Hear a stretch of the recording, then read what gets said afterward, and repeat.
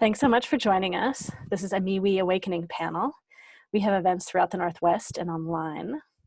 We have awakening panels like this, where we have a group of practitioners answering questions from the audience, talking about a theme. And we also have fairs where we have many more practitioners, and we give free talks. We do short answers to questions from the audience, and we're available to do sessions. And we're going to do a special version of a fair coming up at the end of the month. We'll be in breakout rooms. So we have big events with lots of practitioners, and then we have smaller, special themed events with a group of practitioners like we do tonight. You can learn more about all of our events online at mewefairs.com. That's MEWEFAIRS.com.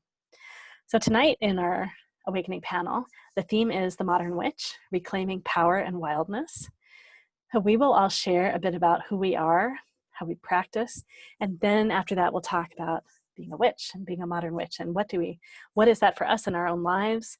What is a modern witch? We'll talk about that in theory and practically, like who is it for each of us? What's personal? And then we'll be answering your questions. It's free to be here to listen and to enjoy all that we're doing together. And if you'd like to ask a question, it's $15 to ask, and all four of us will answer. And I will put all the information in the chat, so you can do that if you'd like, along with all of our contact info. All right. Oh, and there's some things I'll say before we start answering questions later. It's great to have you all here. All right. Well, let's go do our introductions. And so each of us will share for 4-ish minutes or something like that. And I can set my timer too, just to help everyone, so we don't go too long. We've got a lot of great things to say. We'll play with this all together. All right. All right. So who wants to share first? Anyone want to go? And I can always go first too, but who wants to go? And I should say also, often when we all share, we think of other things that we didn't share, and so you'll have a chance to come back and share a few more things too. Yeah. Okay, I'll go. Okay, cool. Diving in. I'm Susie Parker Goins, and I'm with Blue Lightning Healing. I am a channel, so I bring through spirit guides, and that can either be, somebody in general, whether it's divine or a specific guide. Say, I like to channel Gaia, or I've even made contact with people who have crossed over. Grandmothers love to talk to me. I'm also somebody who I will match you up with your spirit guides so that you can continue to work with them on your own, so that you're not tied to any one practitioner. I'm also an energy healer, so I do Reiki, and I focus my intention on things, on people or events to help them move forward. I love my crystals. I have a lot of crystals, and I love those. I love to look at past lives and help you discern what the lesson is from that life, and help you integrate the information so that you can release it. And so what I find is a lot of people now that I'm talking to, a lot of their witchy lives are coming forward. So whether it was a positive experience for them or not so positive, this is an opportunity for all of us to go through and to reclaim ourselves as healers, and to move forward in helping shift the vibration to better, to be that the facilitators the world needs to be better and to be healthier and to grow from whatever we're going through right now. I also have a series of podcasts right now. Anchor.fm is an excellent place to check in for their Blue Lightning Healing Meditations is what the name of it is. And this week, last 2 weeks, I've been talking about life as an empath. And I'm probably going to do a series of 3 or 4 podcasts about past life exploration and actually what you can do to heal it on your own. I'm looking forward to talking to folks. This is a great thing. So thank you very much. Thanks so much, Susie. All right, who else wants to share? I can go. Sure, go ahead. My name is Mary McKenzie. I am, I started practicing witchcraft when I was in my very early teens. I work primarily with that modality. I follow the Wheel of the Year. I am a high priestess. I do have a coven. We aren't taking students right now. We're on a 2-year sabbatical. So, but I do answer questions. People can contact me if they have questions. I work with the deities of my tradition. I am primarily Celtic. I work with energies from the British Isles, Ireland, Scotland, England, Wales. It's a kind of a mixture of eclectic Wicca and traditional British witchcraft that I was taught. It's very shamanic in its feeling. I can offer readings and help to people in that way. I talk with your guides. I also can access the deities that want to work with you because it's part of what I do in my training. And it can give you a lot of insight as to what you can be doing with your life. If you're looking for ways to enhance or work your life better, get better at what you're doing, I can certainly help you out by talking to whatever deities are with you or walking with you that want to work with you in that regard. Most especially, I can access pretty much any goddess. And I work through the tarot.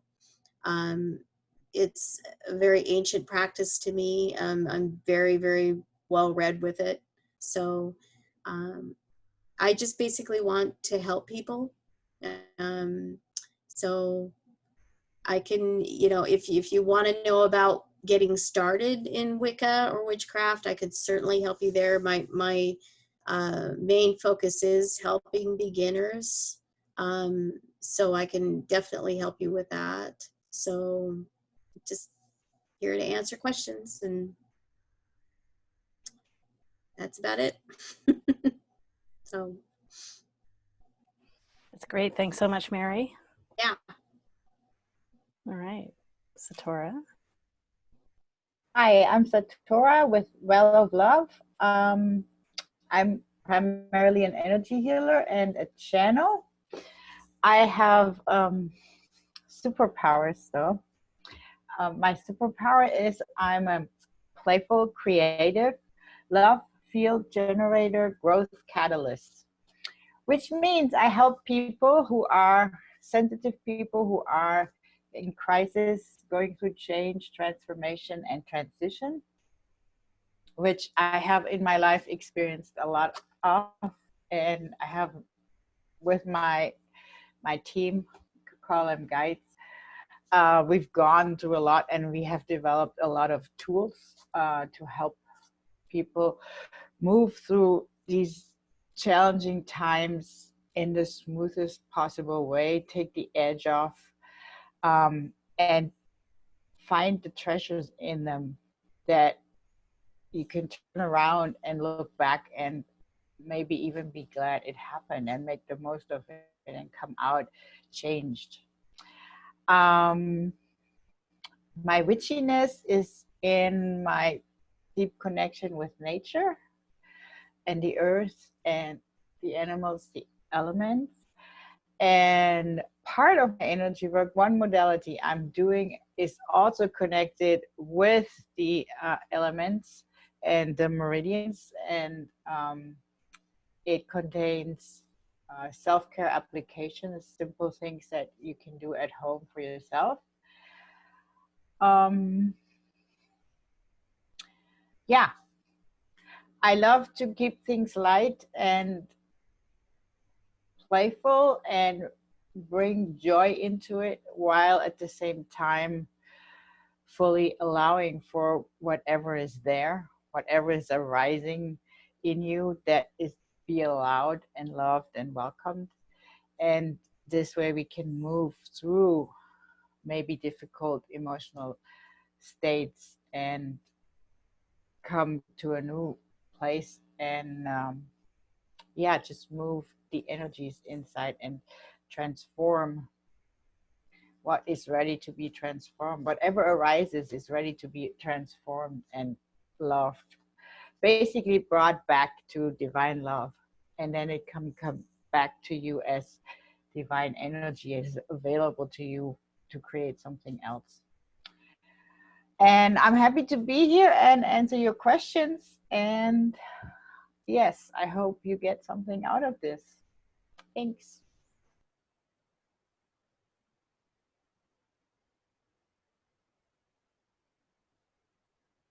Thanks so much, Satora. I'll share a little bit too. All right. So I'm Lorelei Shamayo. I'm an intuitive eye reader. I think that we all see so much in our eyes, each other's eyes all the time, but we don't realize what we see. If you imagine when you've met someone with dark sunglasses, and you can't see their eyes, it can be frustrating that so much is missing. And as soon as you see their eyes, there's so much there. So I describe what I see with a set of archetypes that I call thrive types, archetypes for thriving. I describe your natural talents. So what do you naturally contribute and share?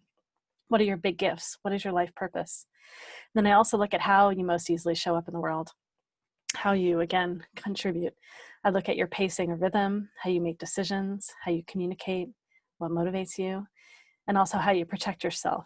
What are your lessons? And what is your worldview or your consciousness of how you see the world? So I'm able to read your soul, like eyes are a window to the soul. And I use this then to answer questions about your purpose. What career path is going to be great for you? What organizations to work in? I'm also doing admin. What organizations to work in. I use this for matchmaking. I can look back at the eyes of your parents and your exes and help you understand your dating history. And then like how do we help you grow from where you are? I'm also a body psychology coach. I do life, leadership, and love coaching. So my intuitive eye readings, there's a science and then there's an art. I was a scientist once upon a time. So I think of myself as a people scientist now, or a personality scientist. And I learned my work as a scientist, but really it's an art. And so that's the whole opening to my intuition, that I had no idea I was doing this and it happened. Just a silly thing on Facebook today. I had one of those posts come up from 5 years ago, and it was where I had reposted a photo from 11 years ago when I was dating someone who clearly was a witch. So before I knew that I was opening to this in my life, all the places that it kept showing up, and a friend that I had around that time in my life that was really interested in Wicca, and I'd always connected with more natural spirituality and to paganism and just all kinds of things. All right, more people coming in. By the way, everyone, I'll just share, we've had some Zoom bombers in the past, and I attempt to be careful, and it may happen, and if it does, we'll work with that. All right. So there's an intuitive flavor of how I read. I don't quite even understand exactly what I do, but when I'm looking at someone, I'm looking at very physical traits in their eyes and their face and their body and the energy of their body. But there's a way that I'm also imagining, like if I put them in a certain context, what will they do? Or I'm like looking back, feeling back into their history. When I look at someone's eyes, I see not only who they are, I also see things about their family of origin. I call them masks, just energetic layers that we still carry with us. So I can imagine some of what their family was like, looking at those, seeing those. And I'm able to ask questions. I've also studied with somatic psychologists, psychotherapists, so like Gestalt-ish type questions. And just tapping into the pain that's underneath things. I can feel into what's underneath, and sometimes asking questions and just being with you while you're feeling different things, it opens things up and kind of loosens feelings that are stored. And I think healing or holding takes place for people. I call emotional energy healing. All kinds of things that I do. That I love these panels in particular, being with all the different practitioners. I get to learn more and more what it is that I'm doing or what it is that I might explore that I do. And I think it's great being together as community. It supports like all of us as practitioners and supports everyone else that's here. Really exciting. What else did I say about what I do? Well, I love it. And so I'm the one that's hosting too. I've been running these events for about 6 years or so. Tremendously exciting, thrilled. I saw some of the phrasing for the subject for this panel. I saw some of the language on another event, and I was like, oh, we have to do a panel. Very, very exciting. So, all right. And let's see. So talk about me and just all of us. All of us are here sharing for free tonight. And if you want to ask a specific question of us, it's just $15. In addition to that, all of us are offering our work at a discount today too. So in the chat, and I'll post it again for those of you that are new, in the chat you can see all of our contact info and the discounted sessions that we're offering too. So if you purchase, sign up today or probably the next couple of days and mention that you were at the panel, you can have that discounted pricing. But yeah, all of us will answer a question if you ask us tonight. And you can pay by PayPal. Again, I'll put that in the chat again in a moment too. We have one person in line. We may have more of you in line by now. I'll check. Yeah.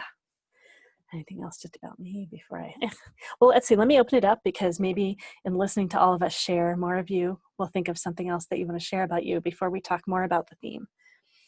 So does any of the other practitioners or anything else you want to jump in and share more about you and your own work before we go? Like Susie, you've got your hand up. Yeah, because I'll talk.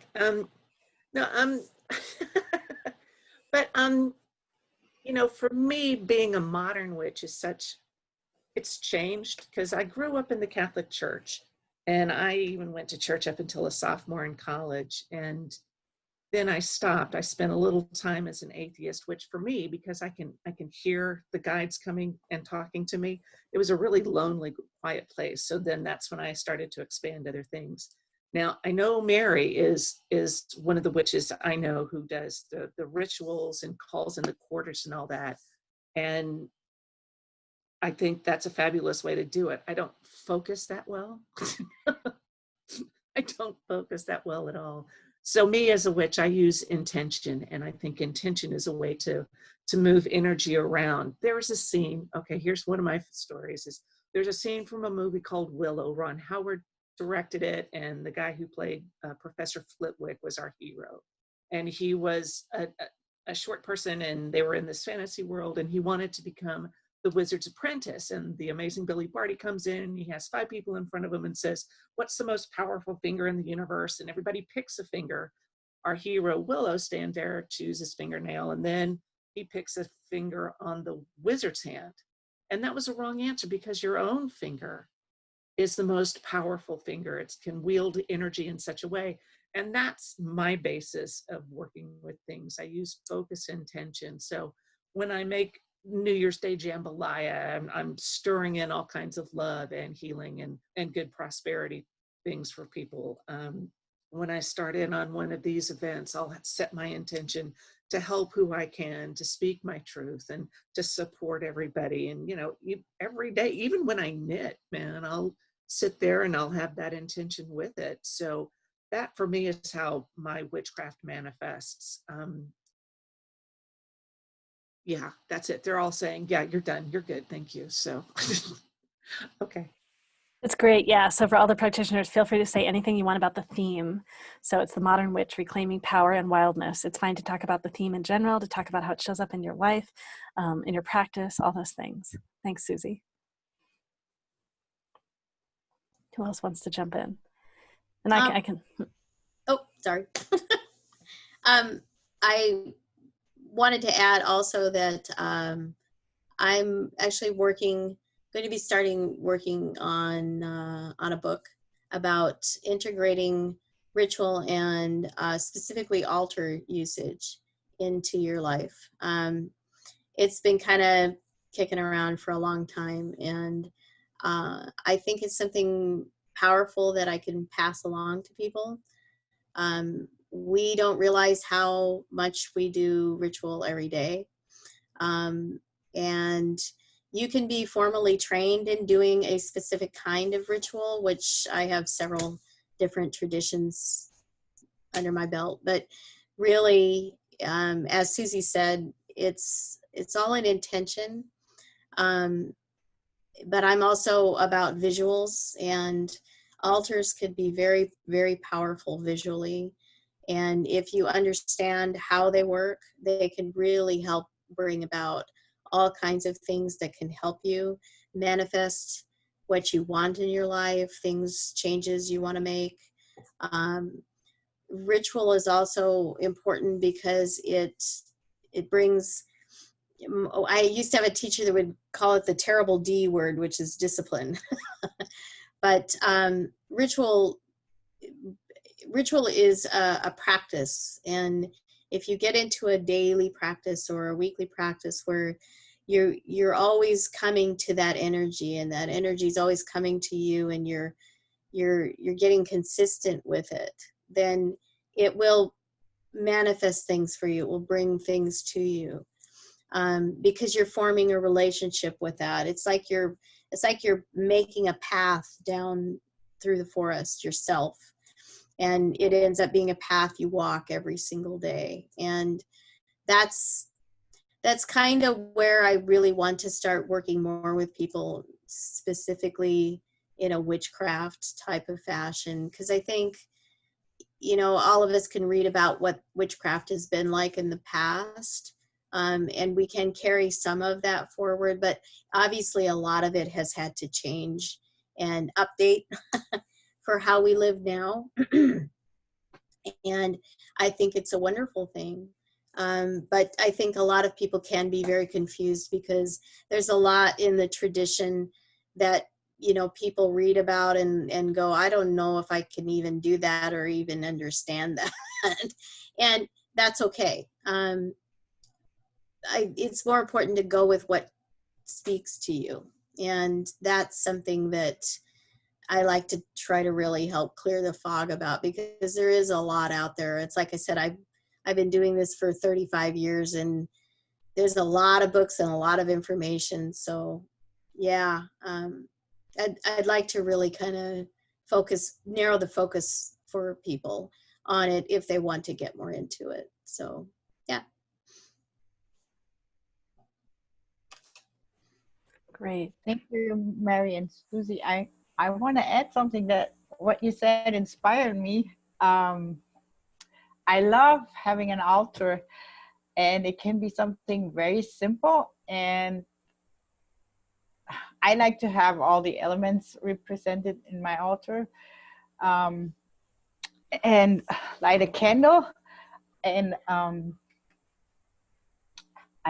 want to share. I did this thing once recently, a 9-day prayer ritual where all I did was pray every morning and every evening, specifically to the divine feminine. I'm very connected with the divine feminine, and that's what came to me was the divine feminine wants to do that with me, for a specific healing of a specific relationship issue that I've been carrying around and working on and working on and working through for, I think, over 3 years now. And it was like magic. Something magically completely happened in those 9 days. And I was completely changed, and this relationship is completely changed. And I was much more liberated and empowered in this relationship, and through that generally in relationships, because it's been a theme that also has occurred in other relationships. So I'm sharing that to share the power of an altar.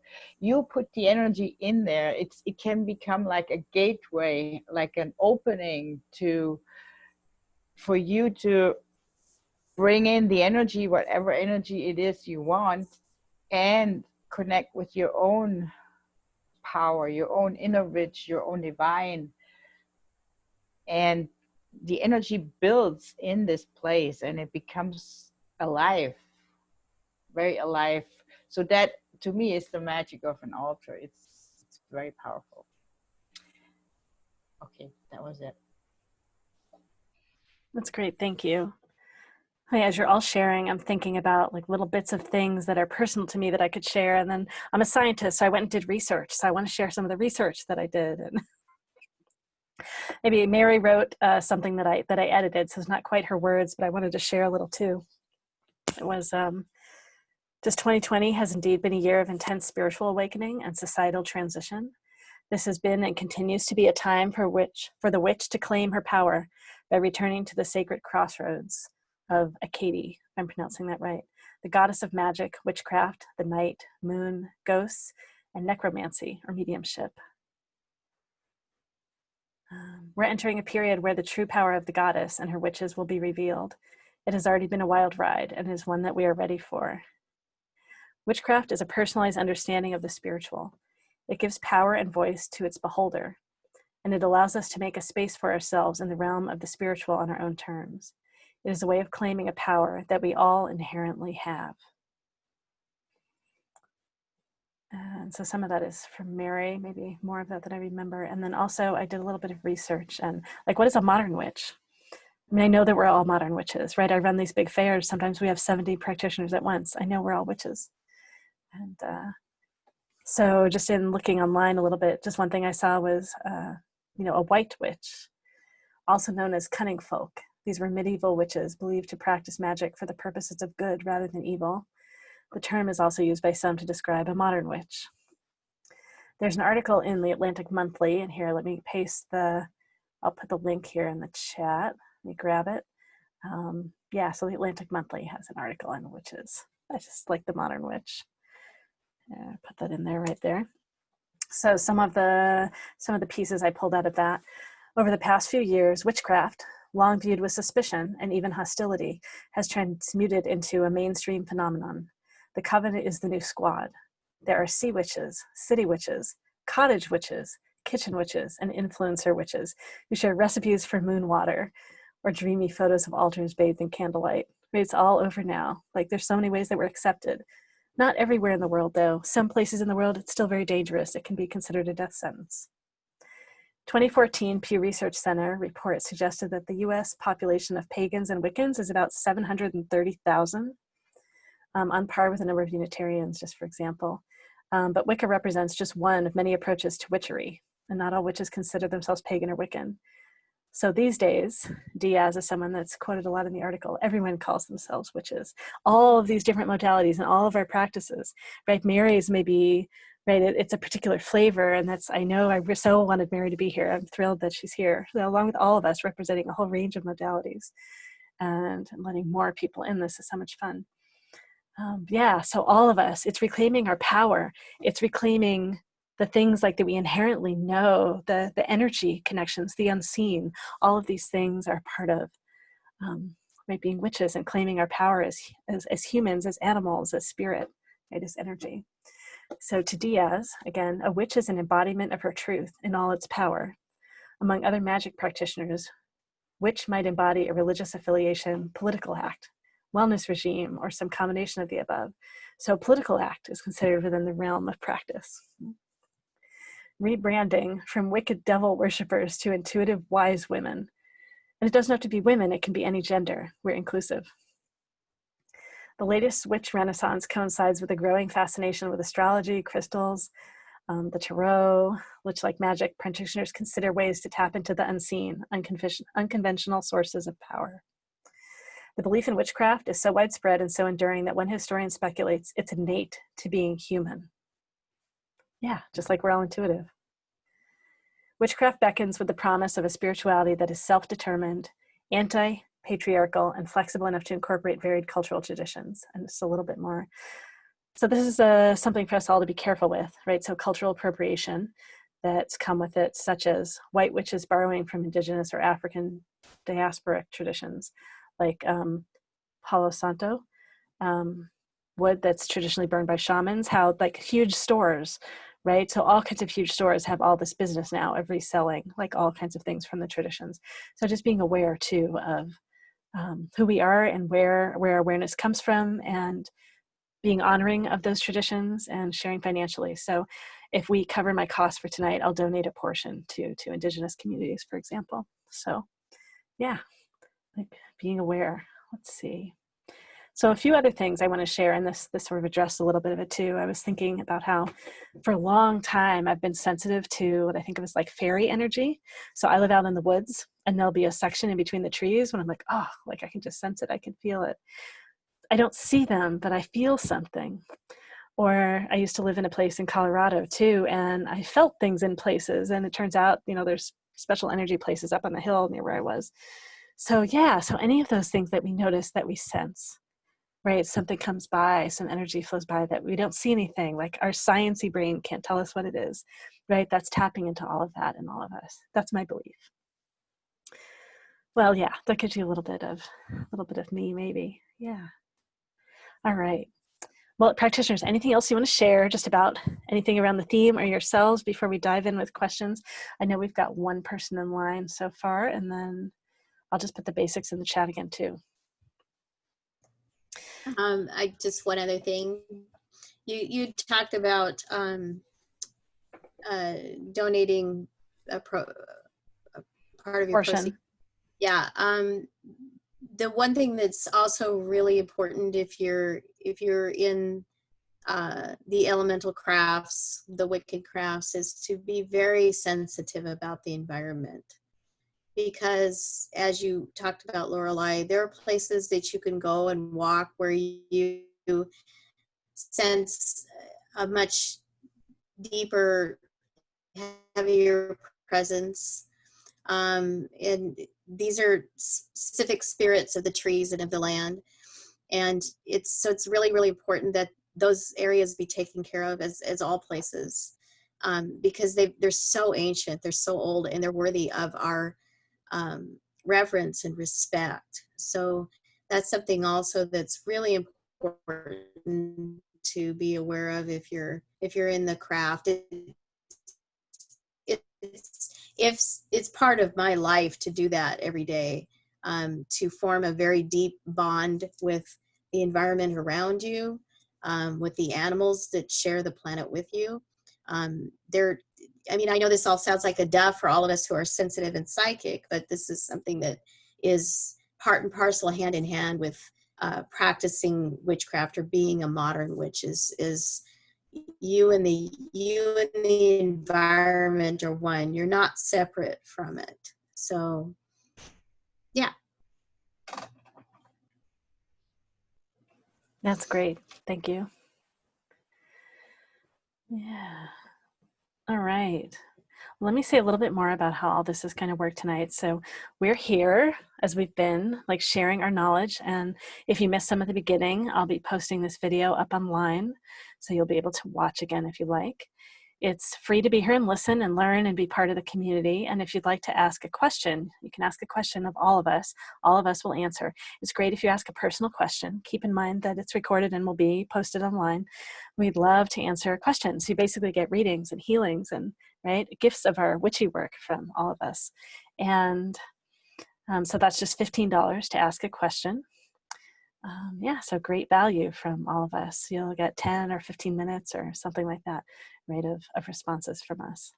And I know we have one person in line, so we'll get ready to get there in a moment. And so I just put in the chat, you can pay by PayPal. It's paypal.me, Lorelei Shamayo, or that's the easiest way to do it. If you can't pay by PayPal, you can pay me by Venmo, or you can call me and I'll put it through on my phone on Square. So all kinds of ways we can do that, just $15. Let me go see if anyone else has purchased a question, and maybe put in the chat that you want to ask a question, and that'll let me know too to go looking. And I don't think no one else on PayPal right now, and then go check on Eventbrite too. Yeah, it's great. I'm very excited. Okay, so I think it's just one person right now. All right, great. So our first question is from Shaylin. Let's go. Okay, great. Yeah, so if you want, you're welcome to unmute and share your question. Oh, and maybe a couple things just before you share. So you'll ask us a question, and then when we go to answer, you may have asked us about this, and we may go deeper and deeper and deeper, more so than you intended for us to do in this setting. So please, if we do that, or if we start talking about a different area of your life that you don't want us talking about, please let us know. So raise your hands, get a bunch of attention, speak up and tell us, right in the chat. We so want to honor you. So that's one thing. And then the second is, I encourage all of you to listen in a way that you're discovering what is here for you and all that is shared, what is asked, what is shared in the conversation. We're here to be of service to all of you, and we encourage you to be with us here in that way. And then the third thing is, we believe that everyone's intuitive, right? Everyone has these parts of themselves. So we request that you allow the attention to stay up with the panel tonight. If something comes through for you, it very well may do that. I encourage you maybe to write it down, to have it stay present for you. Sometimes it floats away. And then if you want, when the person is done getting their attention from the panel, you might chat them privately and ask if they want to receive what came through for you. And please honor if they're full, if they don't want it for whatever reason, please just honor that and trust that it simply came through for you for some reason. All right. Okay, so Shaylin, yeah, so go ahead and ask your question. Can you hear me okay? We can, yeah. Awesome. I was having trouble with my microphone earlier, so I'm glad it's working. So I grew up Christian. So Susie, I'm really curious about your take on this one. I grew up Christian, and I've been feeling, I don't identify with Christianity anymore. I stopped going to church about 8 years ago, probably, but it's a long, I have a long history with it. But I've been feeling for a long time like I need to explore a path of paganism or witchcraft. Although I get hung up on the word witch because of the history, my theological history. But I guess what I'm trying to find out is I really want to explore, but I have a lot of fears that are just rooted in my theological background that I don't even know if I agree with anymore, but they're just right rooted there. And I'm wondering if you could give me some insight about moving past those fears so that I can explore easier.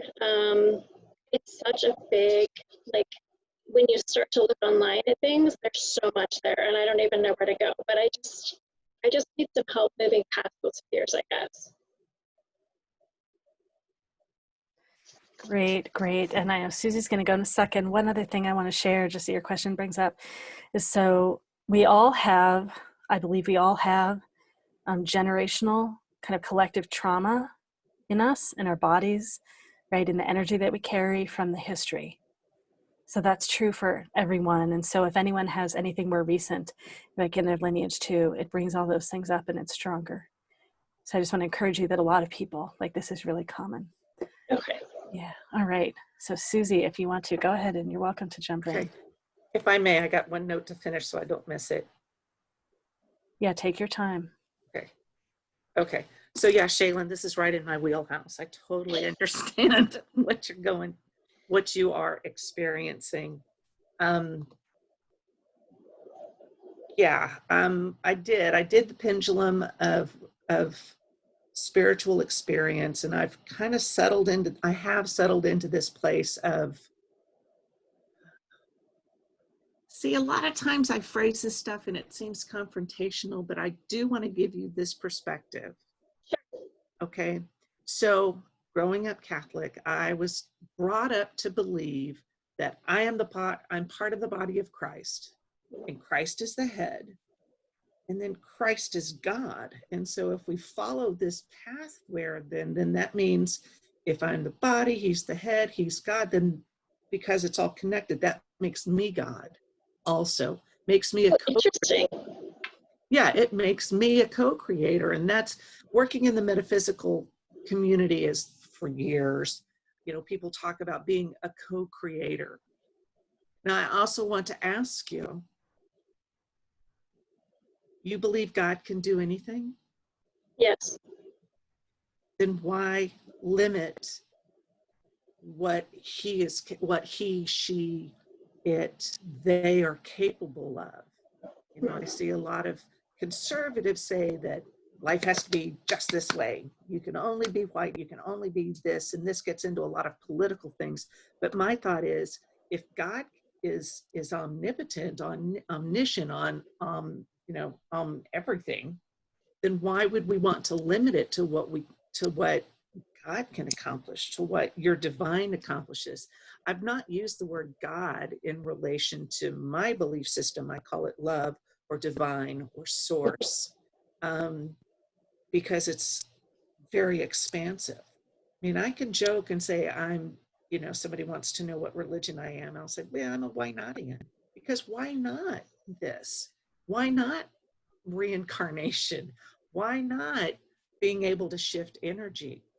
So I'm also feeling as a practitioner that you've got some past life trauma going on there. And as I said, while I was talking, and one of the times I was talking, a whole lot of our witchy lifetimes are coming forward. And if I may give you the hits I'm getting on that, I'm happy to share. Okay. Yes.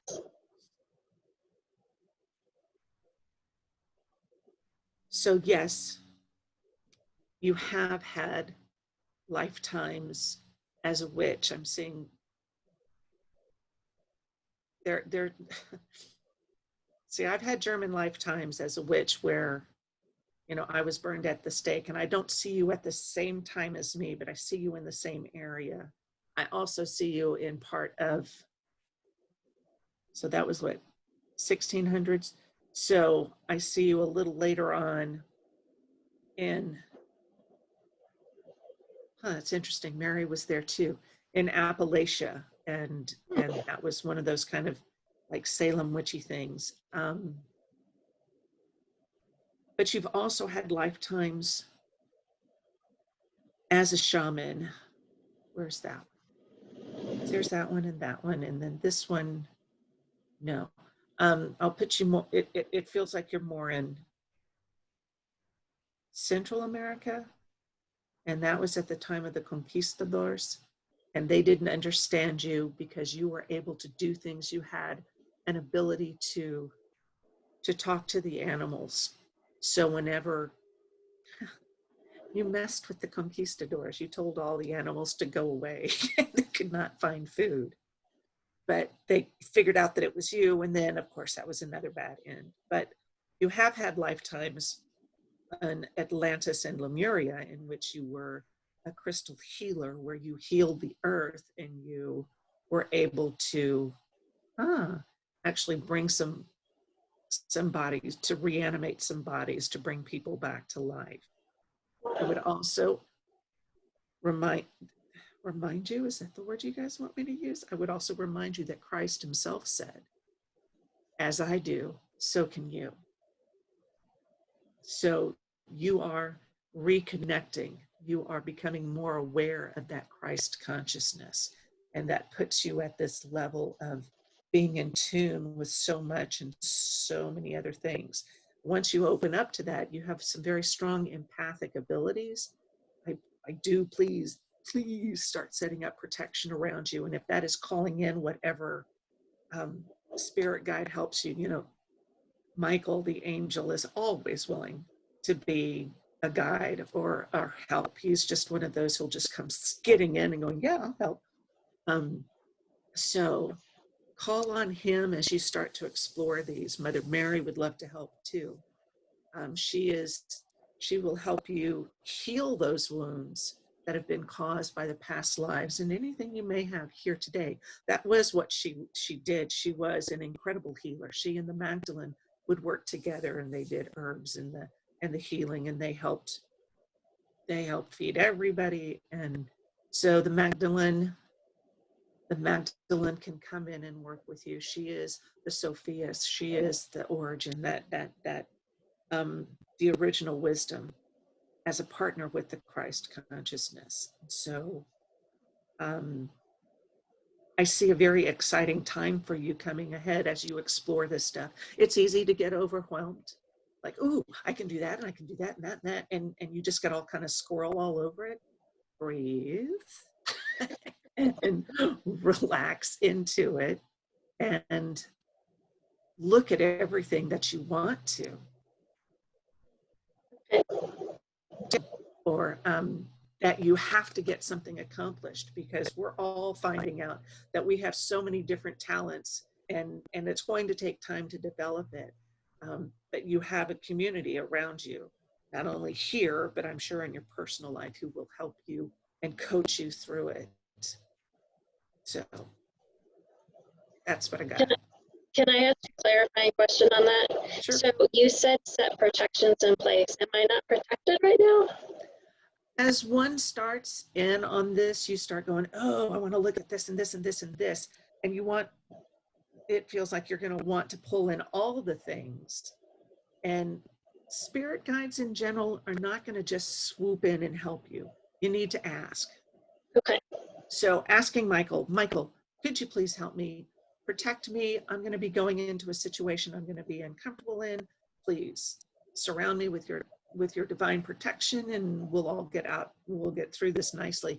And then visualize yourself doing well or coping well with whatever it is. Okay. Not controlling the outcome, but coping well. Okay.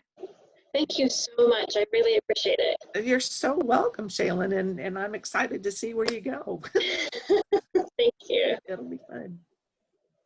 Great. All right. Who wants to answer next? Mary Satora. I can. Go ahead.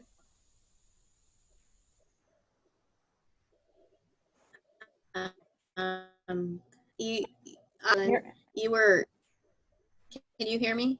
We can now. It was freezing a little bit. Oh, Okay, go ahead. okay. You were talking about struggling with fear. I'm also ex-Catholic. I was named for the Virgin Mary. um,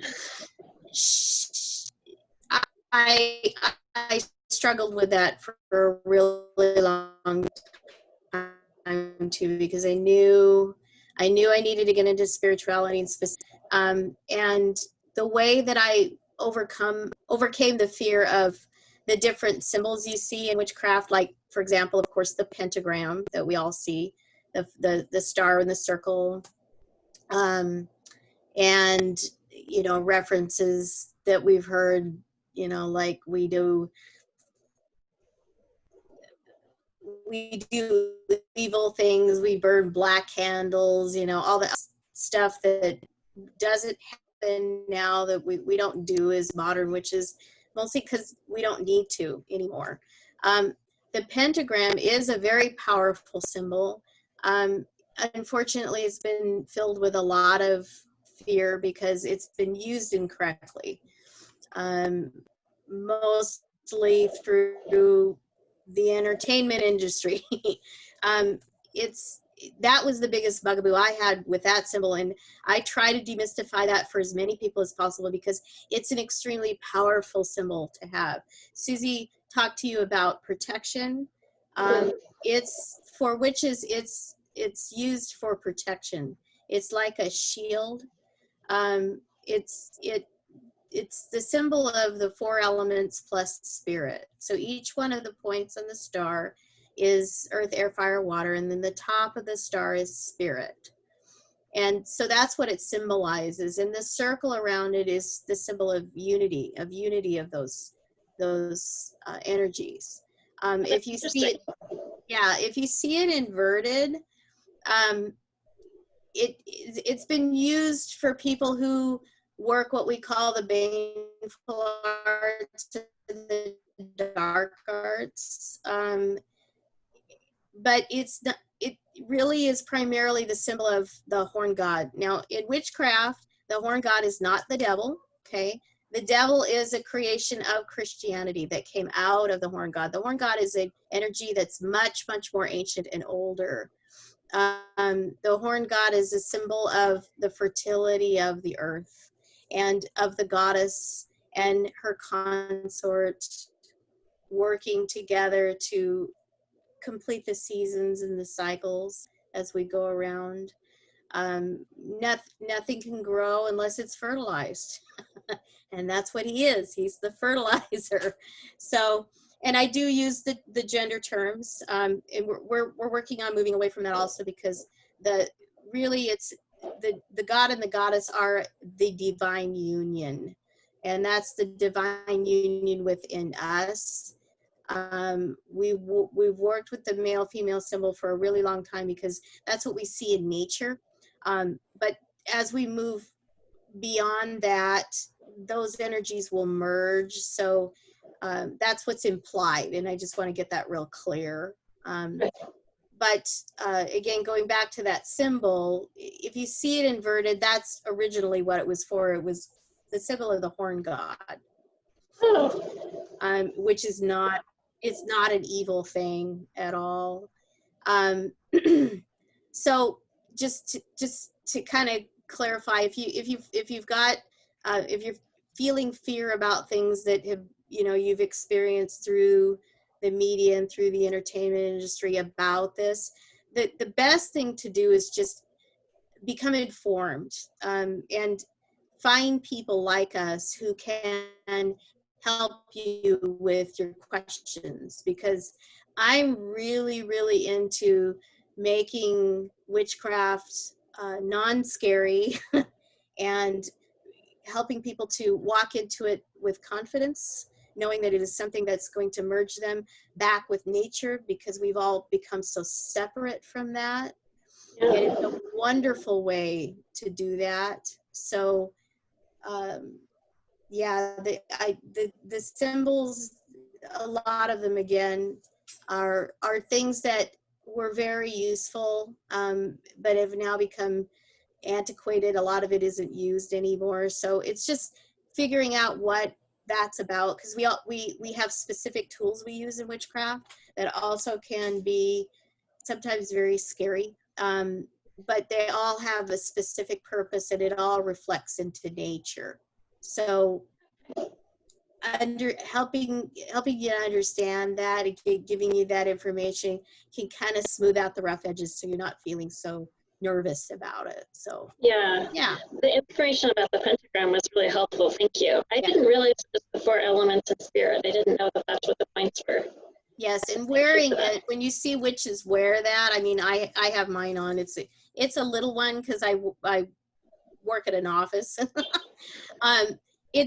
It basically keeps this like a shield with me all day. So I have the protection of the elements with me all the time.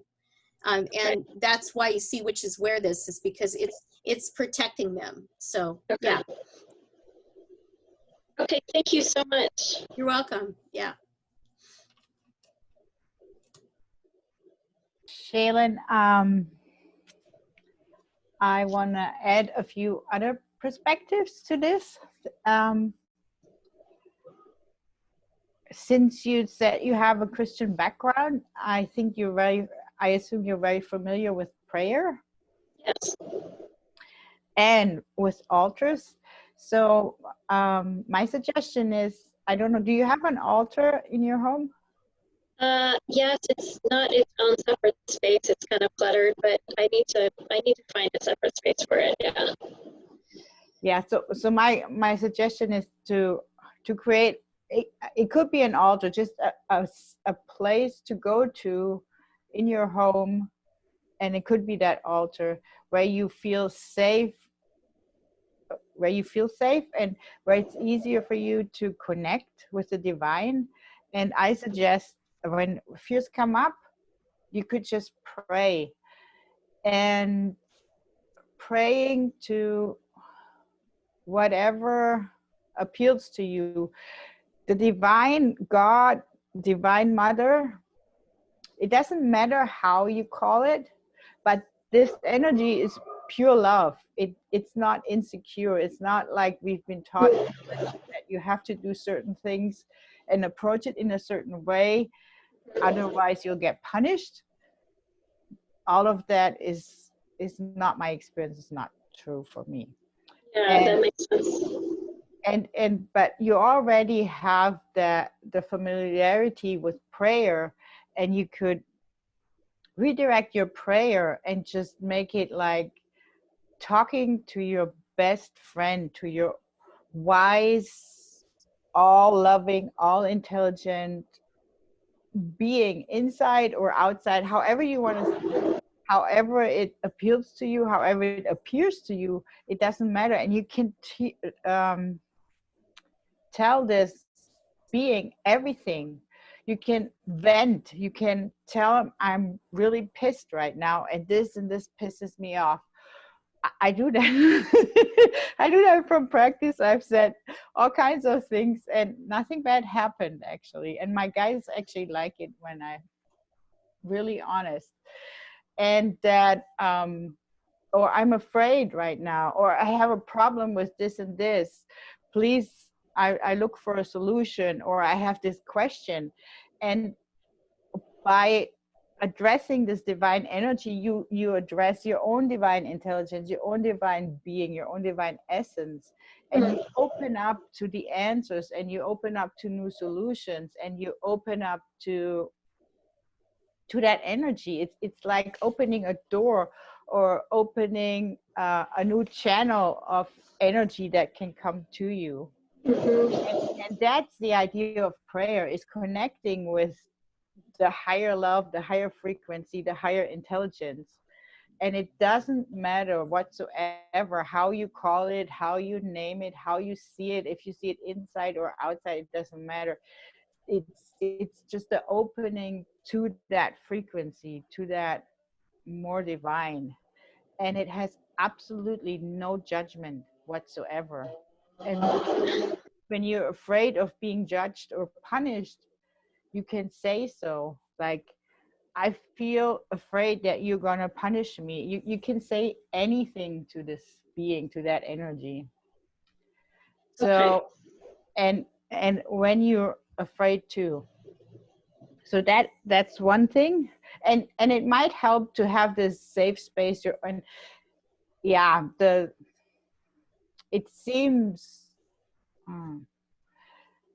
the easiest to do it with an altar and create that energy there, because you can really create an energy and you can just go there and that place will already radiate that energy after a little bit of what you put in there, and it will help you connect. That's for me, that's the idea of an altar. It's just an energetic thing. Okay. And then from the Jinjin Tara that I'm practice, there are points in the body that you can hold that help with fear. That's very practical. A very easy.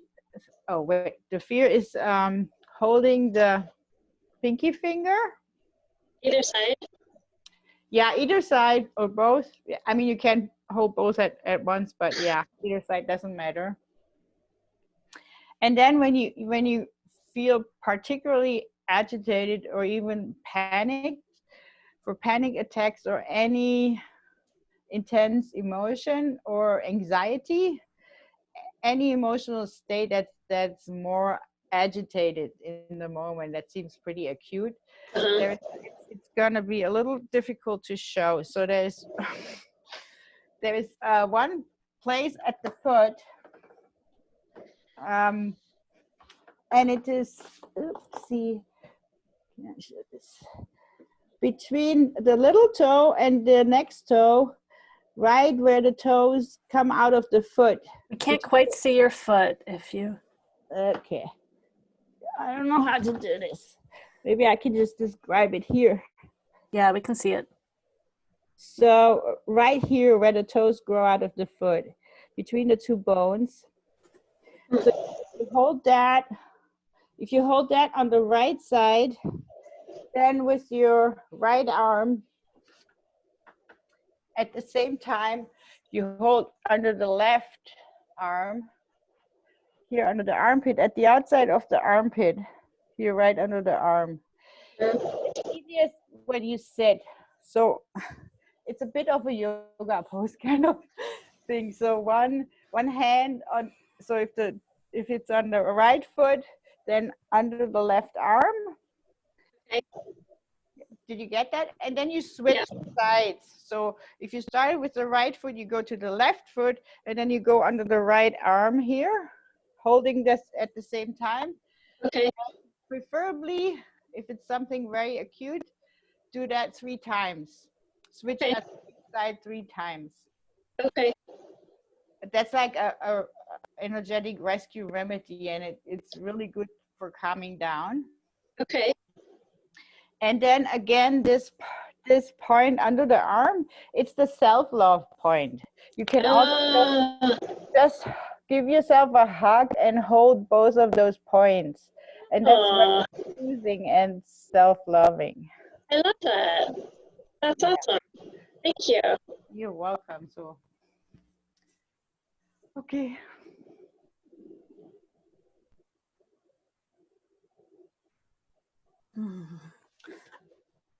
All right, great. Let's see, we got more people coming in. Well, it's great for me. Yeah, it's great for me hearing everyone's answers too, because I am just thinking of different things. So I realized you were talking about things that you carry with you, right? So I have some organite that I carry with me all the time. And I've told that it grounds, and I carry it all the time. Like, I don't have any like proof of anything, and like I just do, and like I feel so pulled to carry this with me. And for me, this is similar to what I think it was Susie that said about asking, right? Asking for protection. So for me, choosing to do something like this shares my willingness and shares my openness. And so it's a message for support in whatever way to be here for me, right? Or protection to be here for me. So one thing that I can offer is, and this would be some of my body psychology work, in that, like, I do believe that a lot of this is going to be maybe earlier in your life or past lives, or right, just whole collective trauma. Is I was thinking of a couple different things. So one is a body movement of things that I feel into which wording is quite right for it, but and it's from Katie Hendricks. It's called Unhooking the Source. I don't know if you've seen me do this at one of my events before, letting more people in.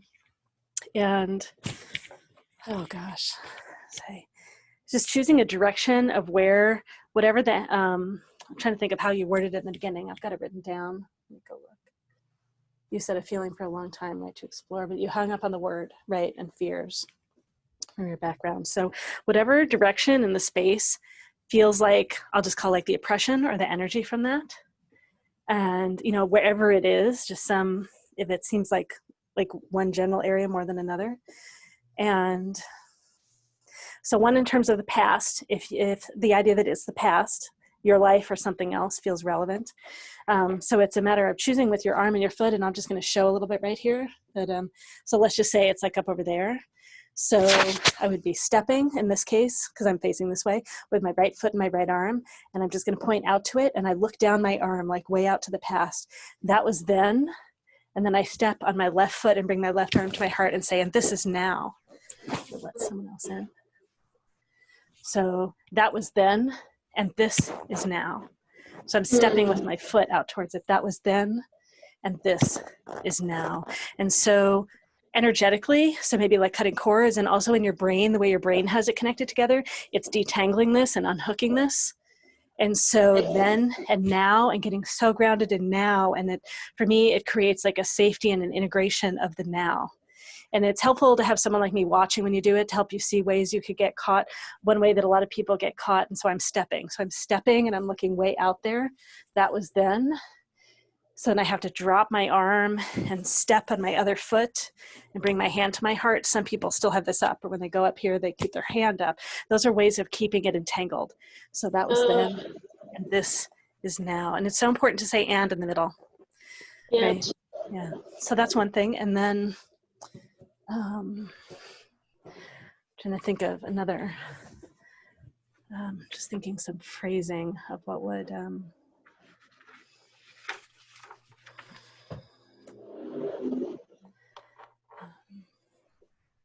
I guess the thing for me that just comes up right now is to say something like, and you just play with whatever the language is for you, but it's like, I'm a witch and I'm absolutely safe. Right? Oh, So like wow, breathing that's into that. really powerful. Yeah. Okay. I am a witch and I'm absolutely safe. So again, the and in the middle is important. Uh-huh. Yeah, so it's owning our safety. There's a willingness to be safe, and it's a declaration, sort of like a stand to the universe. And so to me, like, there's so much support that comes in and like holds that space with me. And it's the art is to play with what are the words that are the most meaningful for you. That may be it. And yeah, to let it be simple. That's beautiful. I love the owning your safety, that it's a willingness. I love that. I have safety issues, so that's really beautiful. Yeah, great, great. I would say coincidentally, I'm teaching a class with a colleague on Monday evening about wanting, willingness, and like choose, commit, and that whole continuum. And it's about finding like if something's too big and we can't integrate it, and like that's okay, and be loving with ourselves. And it's changing the words and coming backwards to willingness and to wanting, and finding the place where we can integrate. And then as we learn to integrate it, there are tricks for how to do that, like gradually stepping forward and holding more. And just being in that place of willingness is so important. Like, so just getting to be there and finding the littlest thing that we find willingness for, and that's, you know, finding the one little hole, the one little opening, and that's where so much opens. Oh, I love that. Thank you. Yeah, you're welcome. All right, great. And I guess Susie's got more. I just have one more little thing. To shift, the conversation is evolving into how you can help shift your energy. And I don't remember who it was. Oh, I think it was Satora talking about the punishment, the punitive thing. That's what I have found, is if you can shift from it being punitive, whatever your belief system is, and changing that fear into understanding that there are lessons to be learned. Wow. That Okay. takes a consequence. You know, there will be consequences, but these are lessons for you to learn. Right. Okay. Okay. Thank you. I have a full page, like 4 pages of notes. 4 pages of notes for $15. Does anyone else want to ask a question?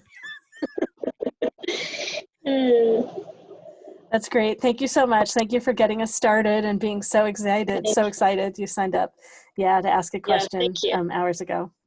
That's great. All right. Well, I'll go ahead and paste in the chat again. If you do want to ask a question of our panel, you got a sampling of the kind of value that we can contribute. So it's $15. It's best if you pay by PayPal, but you can pay other ways too. We can do Venmo, or you can call me. We can do it on my phone. And someone said, right, I can't ask a question. You're grateful for being here, for our wisdom. Oh, you're very welcome. We're thrilled to do this. We love doing this. It is so great for us. We love being of service. It's fun for us to be together and fun for us to be with all of you. Yeah, you're learning a lot. So thrilled. Yeah, so it's so of service to everyone, right? You all get the answer, right? So lots of things that you can receive. Right? Okay, great. Let's go see if anyone else has wanted to ask a question so far. Yeah. Not yet, not that I see. Yeah, so we can all ask each other questions too if no one else has questions. We can make this go however we want. Whoops, sorry. I'm muting and unmuting, I think, various people.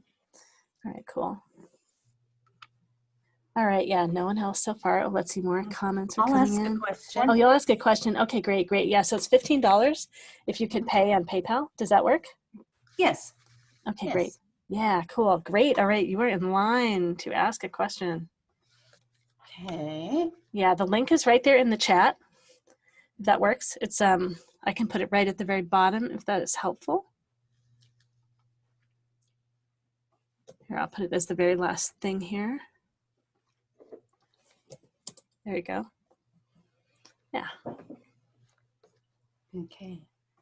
I will put myself in line to ask a question too. Okay, great. Sorry, who's speaking? Laurel. Kristen. Oh. Oh wait, there's someone else speaking too. Is that Oh, sorry. Trenton? Oh, Trenton. Okay, great. Yeah, I Trenton don't know Crystal. if you've heard me ask about asking a question. I did, yeah. So Laurel, you're in line next, and then so it looks like Trenton Crystal is in line. So I'm getting in line too. Oh, okay. Thank you.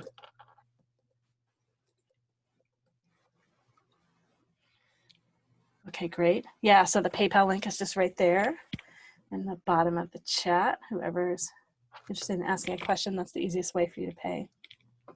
For me. And I want to make it work for you too. It's great. Thanks everyone. By asking questions, that supports the marketing they do. Those are the costs that I'm particularly wanting to cover. I do some ads so that we can gather a whole group of you here. I pay for my assistant to post too and things like that. But yeah, it's great.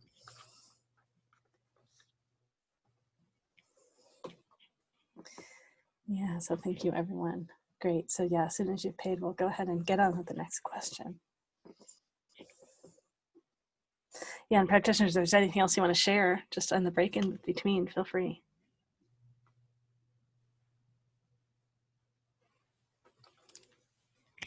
Am I on?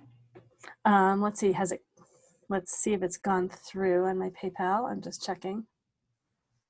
And it has. All right. Someone's has gone through. Okay. And it is. Actually, Trenton's went through first. I don't have yours come in yet. Can you, did you already put it through on PayPal? Let me just Oh, we're supposed to put it in now. I was asking if you could do that. If you could pay now, that would be great. Trenton, I want to have Oh. Laurel go next. So just let's wait one more moment. Yeah, if you could, that's great. I'm being a space cadet. I'm not being clear. Right. Yeah, so the link is right there in the chat at the bottom. Yes, I see it.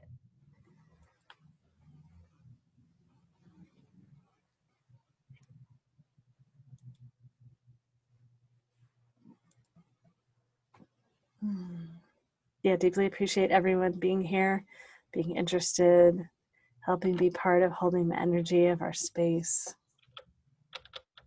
Right? Being part of holding the container of everybody integrating all that we share, having the energy be here in the field, and all of the heart and spirit resonance of being all together.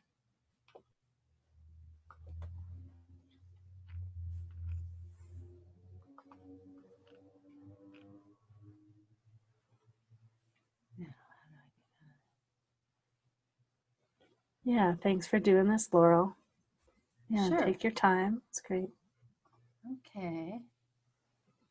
It's done as far as PayPal is concerned. Okay, great. I'm just refreshing my page, and yeah, it looks like it went through. Okay, yeah, we got it. Okay, great. All right, what is your question?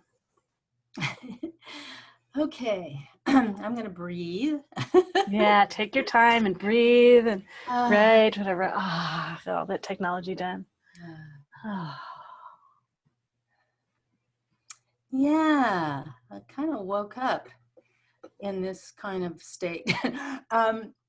Yeah, well, I'd be curious about a number of things about what's going on in my day and also in my life at this point. So um, I feel a lot of intensity right now. So just as a little aside, probably not the most important part of the um, answer would be, are there energies on this particular day? Because I woke up and I was like, oh, whoa, I'm really nervous. I've got to, at some point I went like, I've got to sit down and meditate like now, because I'm just overwhelmed with kind of nervous energy. And what I know is in the background is that I am going to start a prayer and meditation group. And thank you, Lorelei, for referring me to Wendella. She is able to help me because technology baffles me, and I would like to be in a centered place when I have my prayer and meditation group on Zoom. One thing that occurs to me is that I have an extremely, I guess you'd say, stubborn or intense comparing mind. And so I've spent most of a lifetime in lacking self-confidence to the point of self-deprecation, that sort of a thing. And suddenly I'm coming into my power. Well, not so suddenly.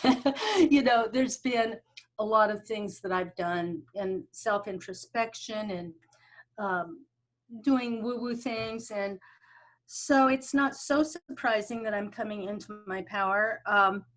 But it's just that there's this, and I think my family of origin was big into comparing, this, they'd sit in front of the TV and say, like, doesn't that person have a big nose? I'm going like, and in retrospect, I'm going like, what is this about? So I have, I'm either one up or one down. It's hard to get that feeling of equality, that we're all one. And I certainly have the desire to be in a place of equanimity. So anything that anyone can say about my current nervousness and my mind just being stubbornly wanting to compare, as I have done, most or all of my life. So yeah, thank you.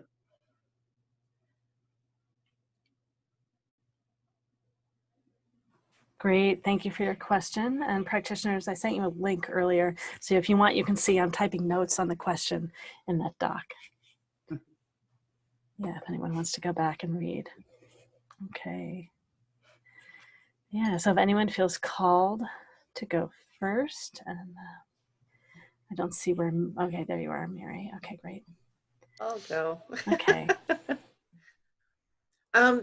So Laurel, what I'm feeling is that you've got a really big old pattern that you are breaking. And so, and even then, let me rephrase that. you have an old pattern to replace. Mhm.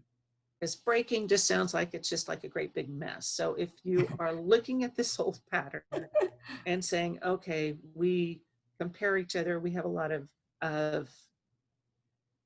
you said yourself you had low self-confidence. So let's replace that thought processes with something like you are creating a space for people to come together, to pray, to meditate, to focus their energy on raising the frequency. So it takes, okay, hold on a second. Somebody's coming through. It is taking the focus off of you and putting it on the goal, the general goal. And that way you can send your monkey mind, that part that's doing all the nitpicking, and you can send that away and say, look, let's see what we can do to help enhance this experience for people.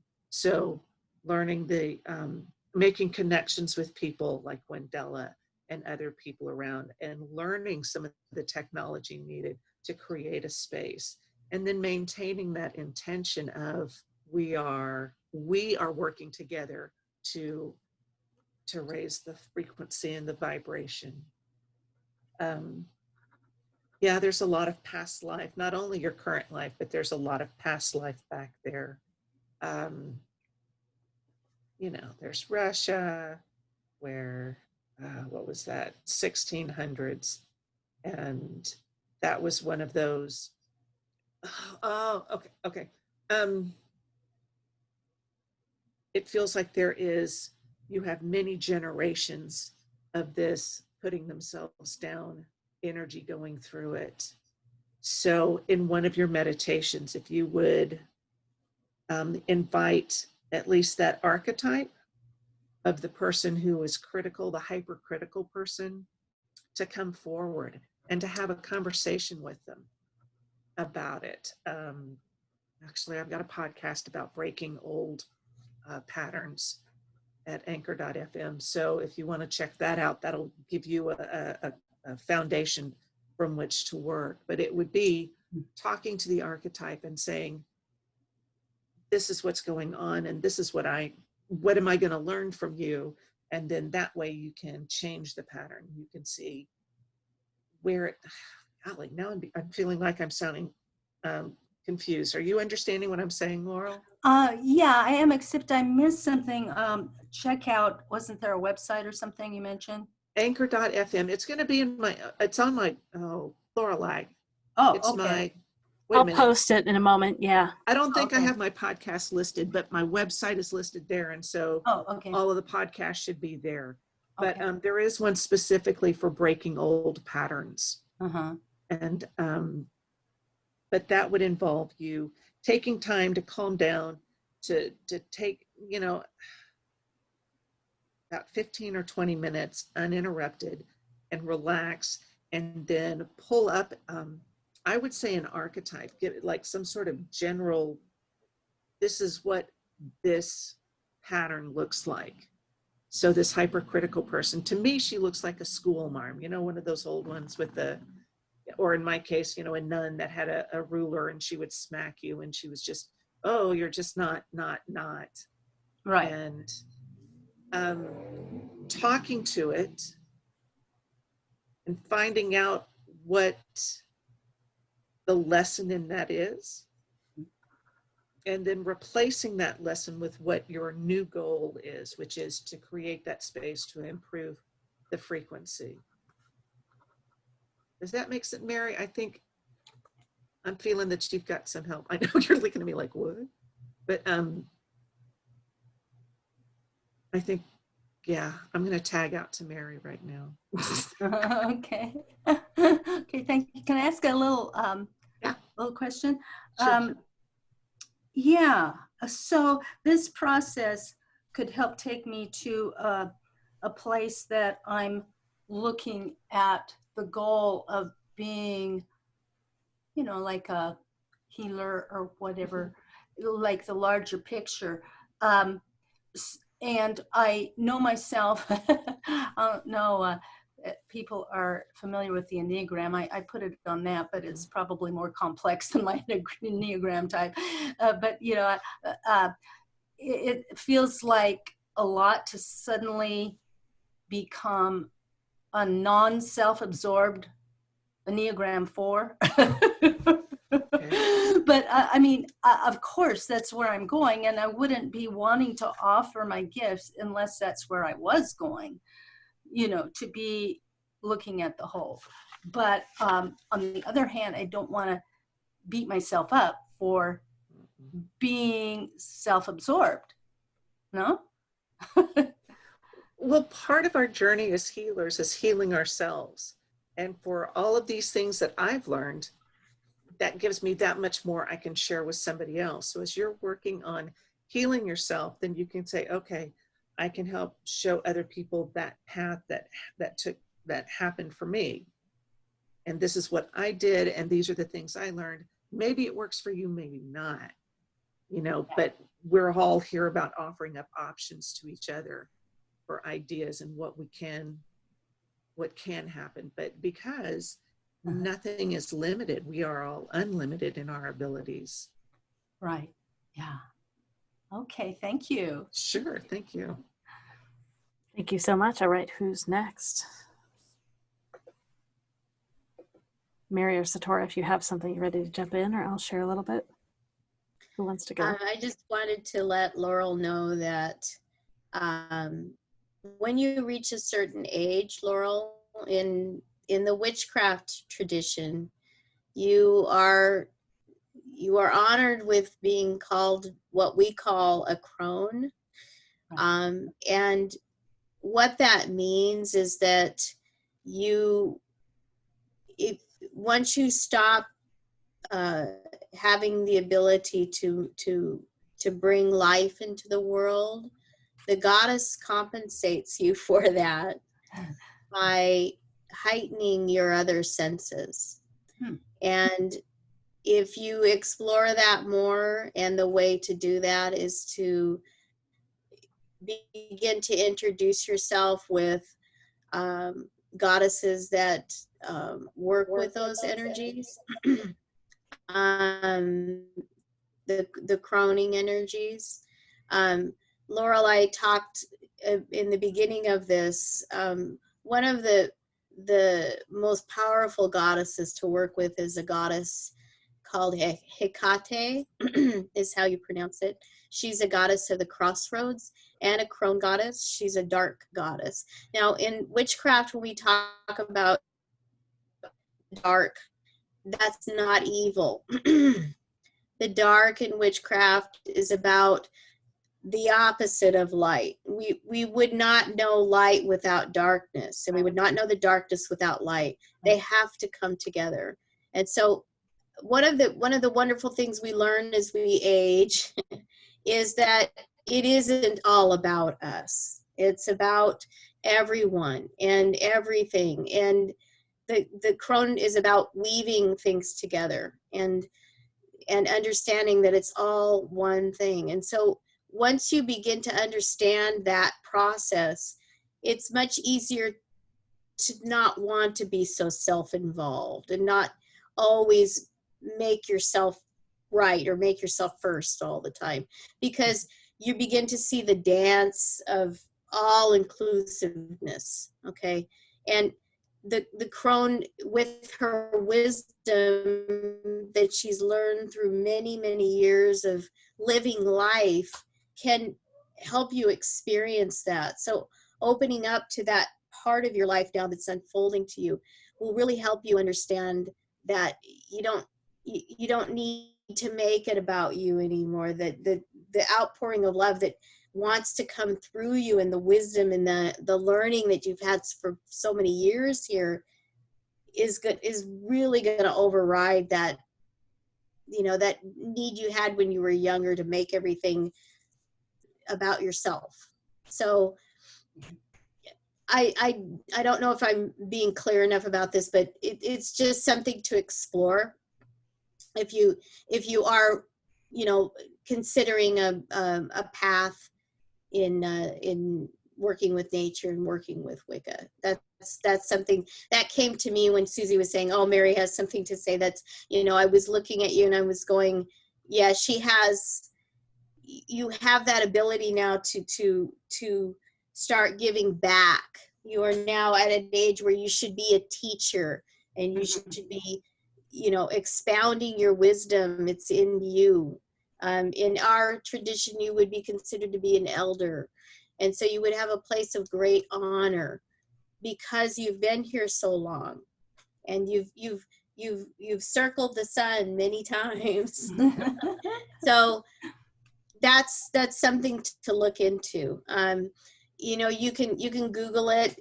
Just Google crone goddesses, and many different goddesses will come up, and you can start reading about them. And I'm pretty certain one will jump out at you and go, I think I want to help you out with what you want to do next and how you want to help and how you want to contribute. So yeah. Right. Yeah, and I have been a little bit frustrated because I am in touch with the wisdom that I've gleaned over so many experiences, because I've definitely taken a number of risks and learned from them. And this society doesn't necessarily come to an elder and say, share your wisdom with me. And I've been going like, it'd be really good to share my wisdom, because there's a lot there. And I am, when I call myself self-absorbed, I'm pretty multifaceted, so it's more complicated than that. But some of the self-absorption has been about trying to heal myself, because there's been so much anxiety and depression that, and then the Enneagram 4 envy thing, somebody else always has something I don't have, so just even that's calling myself self-absorbed is kind of a sign of the self-deprecation, because it's broader than that. Well, I think it's something to understand. I'm older than I look, and I come from the generation of not caring about yourself. And if you do care about yourself, you're seen as selfish, and that's not true. And unlearning that process in our generation is really important. The difference between selfishness and self-care is really coming to the front now. And that's something that we can teach, at our stage in life, because we've understood what it was like to be in a place and in a world where we had to give up everything to take care of other people. That was more important in our generation. And that's changed so much now that it's made us feel confused in this world. It's like, why aren't people just automatically jumping out there and being of service, especially with everything that's going on right now? It's confusing to us. We're like, well, why don't we all just bake cookies and help, and it's because the world's changed. It becomes so and involved. And so we can give back by sharing back how it used to be, that would work for rebalancing things and healing people. So, okay. Thank you. Thank you. You're welcome.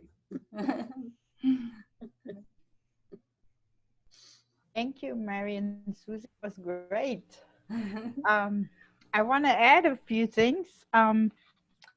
First, the fact that this critical mind is so in your face right now, that it's so up and you're so aware of it, is a sign already that it is coming up and going out, that you are so acutely aware of it, and that is already healing. That is already showing that you are in the process of transforming that. And so it's a good sign in a way, even though it's uncomfortable, but you're so aware, and you're so aware that this is not what you choose. So that's a great thing. And so I want to, yeah, I'm just going to suggest a few things that I think could be helpful. That this new self, or what Mary called the crone, the wisdom, this new self that you're growing into, or, well, it's more a revealing because it's already there in you, and you have shed so many layers now that more of it is coming out. That just to consciously connect and redirect your energy towards that. It's like gardening. Do I go in my garden and there's always going to be weeds growing? Do I feed the weeds, or do I feed the things that I want? So where we direct our energy is helpful in a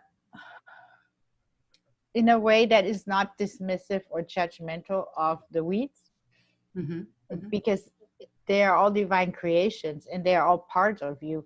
And this part of you that is so self-critical or critical and self-critical, it is a part of you, and it is trying to protect you in a sense. It is a part that has fulfilled a job in your life, and that was the best way that you learned at some stage to protect yourself and move forward and survive and, make your way in the world. Right. And now it's just at a point where something else is there that is much better, and it's time for this part to retire. And it has certainly worked really, really hard because it's on the job all the time, right? Right. So this would be a loving way to address this part of you. Thank you for your work, and tell me what is it that you're doing for me? Are you trying to protect me from something? And then lovingly telling this part, thank you so much, and see, I've grown strong now, and I have all this other support and all these other strengths, and you can retire now. You have done such hard work, and you can retire. And just approaching it with love, because that's kind of the opposite of what the energy is, right? The self-criticism and judgment and all of these things. And approaching it with love will melt it, and also take its fear away of survival or not being wanted anymore. And maybe it is tired. Maybe she is tired and wants to go retire and go back home to God and or the divine love and be done with this job. So just to see it as also as a part of you, and as every part of you deserves your love.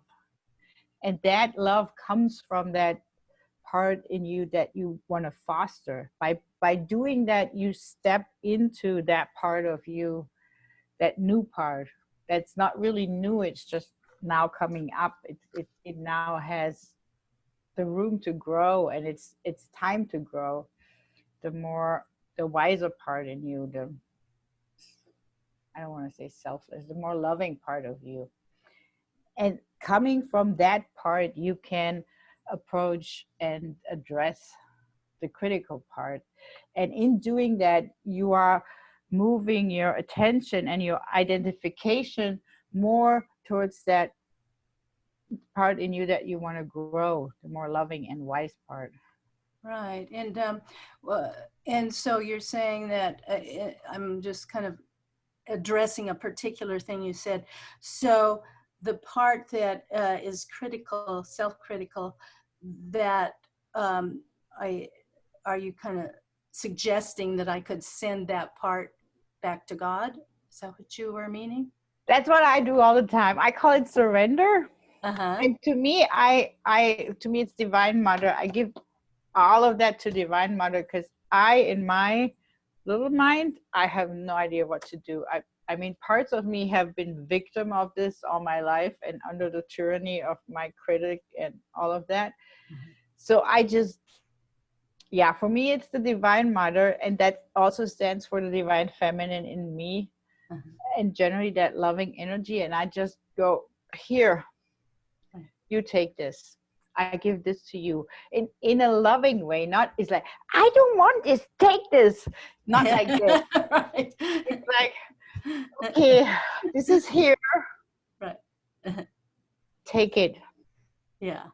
And you give it to love, and it's not gonna be hurt because it goes into the arms of the Divine Mother, and there it's being transformed. It's on a technical level, it's like recycling. You know, you give it into the divine recycling, and it goes back to source energy, and then it comes back as it all the gets unknotted, so to speak, and cleared from its charge, and then it comes back as pure divine life energy and love, and then you can create something new with it. Right. And you know, I feel like I'm taking a lot of time here, but I just I don't want to leave before addressing the part of me that is actually afraid, because at the beginning I was talking about one up and one down, and there's a part of me that's really afraid of the ego that might get puffed up. And I don't know if, you know, because I barely stepped into this this new avenue, but it's like scary for me. It's actually more scary. Of course it would be after 73 years of life. It's more scary for me to be like one-upping people. It's like, wow, now I really know I'm off track. I don't know if you or anybody else wants to say anything about that. I think when you step into love, you're in the middle between that, because this is two extremes. You know, it's either you hit yourself or you hit somebody else, and it's like a seesaw up and down. But if you go into the center where the love is, and this is what you want to grow. So it goes both ways, the self-critical or the arrogant one that feels superior. It's the same thing, basically. Two ends of the same spectrum, and you can approach them with the same way and with the same love, and give it to the divine if you want, however that looks for you. Right. And in that you grow that wise one and that loving one in yourself. You come more into center, into alignment. Right. That's what I want. Yeah. Yeah. Good. Thank you. Thank you. So Laurel, are you willing to believe that you are good? Yeah, I've been really working real hard on that, maybe too hard. You know? And yeah, and I heard like it felt like a little bit of a hesitation maybe in your voice in the beginning. And then when you see like a little kitten, uh-huh. or you don't have any children, do you? Do you have children? I have one 39-year-old. Okay, so think about the 39-year-old when the 39-year-old was a baby. Uh-huh. Like, is the essence of that baby anything but good? No. Yeah, so the essence of that baby is so good. Yeah. You may even feel that still about your 39-year-old, right? So good. Oh yeah. Oh yeah. Yeah. So would you be willing to know for your own little baby, for your own little self inside, that essence of you is so good, just like your child? I'm open to feeling that way. Great. So you're willing you're willing for the possibility that maybe your essence is good just like your child. Maybe. Yes. But thinking about your child might help you connect to that feeling. Yes, and what Satori was saying about the love. Yes. In fact, I've said to myself, if I could only love myself as much as I love my son. Well, it's great. So let's see. So you're a master at loving your son, right? And using an extension again, kind of playing with what Satori was saying, like you're a master at criticism, right? So it's really celebrating, right? And enjoying this with the universe. Like I have mastered, or mistress, however you want to, like I am a mistress of criticism, right? Really owning and loving. I am so good at this, right? And that's part of the like, oh, I can I can let this flow and release now. I've become so good at this. Yeah. Yeah. Yeah. So in that way, it helps it loosen and be a little more playful with it. And I hear too that I'm kind of imagining from what you shared, like it's been this really comfortable, like straitjacket in a way. And so like, this being all wound up and bound up in this. And the idea of releasing it, probably the spaciousness of that might feel scary. Right? So Yeah. And I just hit on something as you were talking. It's like this self-deprecation has been part of me seeing myself as good. right, because if you have a puffed up ego, you're bad. So this is a way of making sure it stays down so that you'll be good. Right. Right. But it's that the only way you can be good is if you suffer. Yeah, it's what it ends up to be. Yeah. Definitely. Yeah, to ensure that any little itty bitty part of you is bad, right? So you're not allowed to have any lessons, like you have to be perfect. And that's actually a little more 1-ish than 4-ish in some ways of Enneagram, right? But yeah. And this is why I go back to your son and the essence of your son, right? Your son is a little baby. Like, of course, so good. Yeah. Right? And tapping you into that purity that right? So good. Yes. Yeah. And I know I thought of other things too, right, that I didn't write down. Let me see. I had one, but I know there was something else. Oh, yeah. So I think that you are great at negative criticism, right? You're so good at it. So for me, the healthier part of that is discerning. So you're really good at being discerning too, like noticing differences. Right. Oh, right. Yeah. Right. And so judgment is really just a comparison, right? And so you're talking about judgment pushing downwards, like negative judgment. And I think it's a great time to practice your muscles of discernment of positive judgment. Right? Okay. And again, like, how did you, so what if you asked whatever energy, whatever beings, like, so the rest of the group uses more words for this than I do. What if you asked them to let you know anytime your ego got too big? Your ego started to get big, so that you would hear, right? You would know, and you don't have to be the only one that's watching. As to so like invite here Satora or someone else, please jump in and say whatever words, but it's right to ask your guides, to ask whoever it is, let me know if I get too big, let me know in a way that I hear.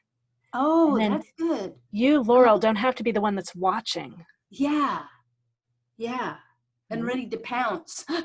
right Feel any arrogance, pounce. Right, because they care about you, they love you, they're not going to let you go flying off over that direction, right? They're here to help you. Right. Yeah. And so if you do that with them, then you could practice your muscle of positive judgment or of appreciation. Yeah. Right? Of seeing what's good. Yeah. Excellent. Right? And you could see something about your son that's good, and then see something about you that's good. Yeah. And then go back to your son. Oh, yeah. And something about you. Definitely. Right? It might be something else in the space around you, and then back to you. Yeah. And it can be like little things, right? You can start with small steps. Right. And you mentioned the guides too, asking my guides to like, tap, tap, tap. Right. And to let them let you know in a way that you notice. Right. Yeah.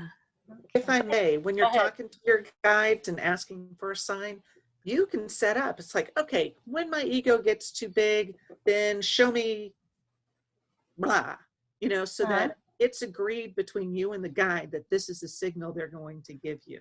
And it's not that they make you sick or anything like that, right? Choose something like, I see blue color. Right. You want something gentle, but certainly something that you've agreed upon as a signal, that code, whatever thing you need to hear, whatever's going to stand out to you.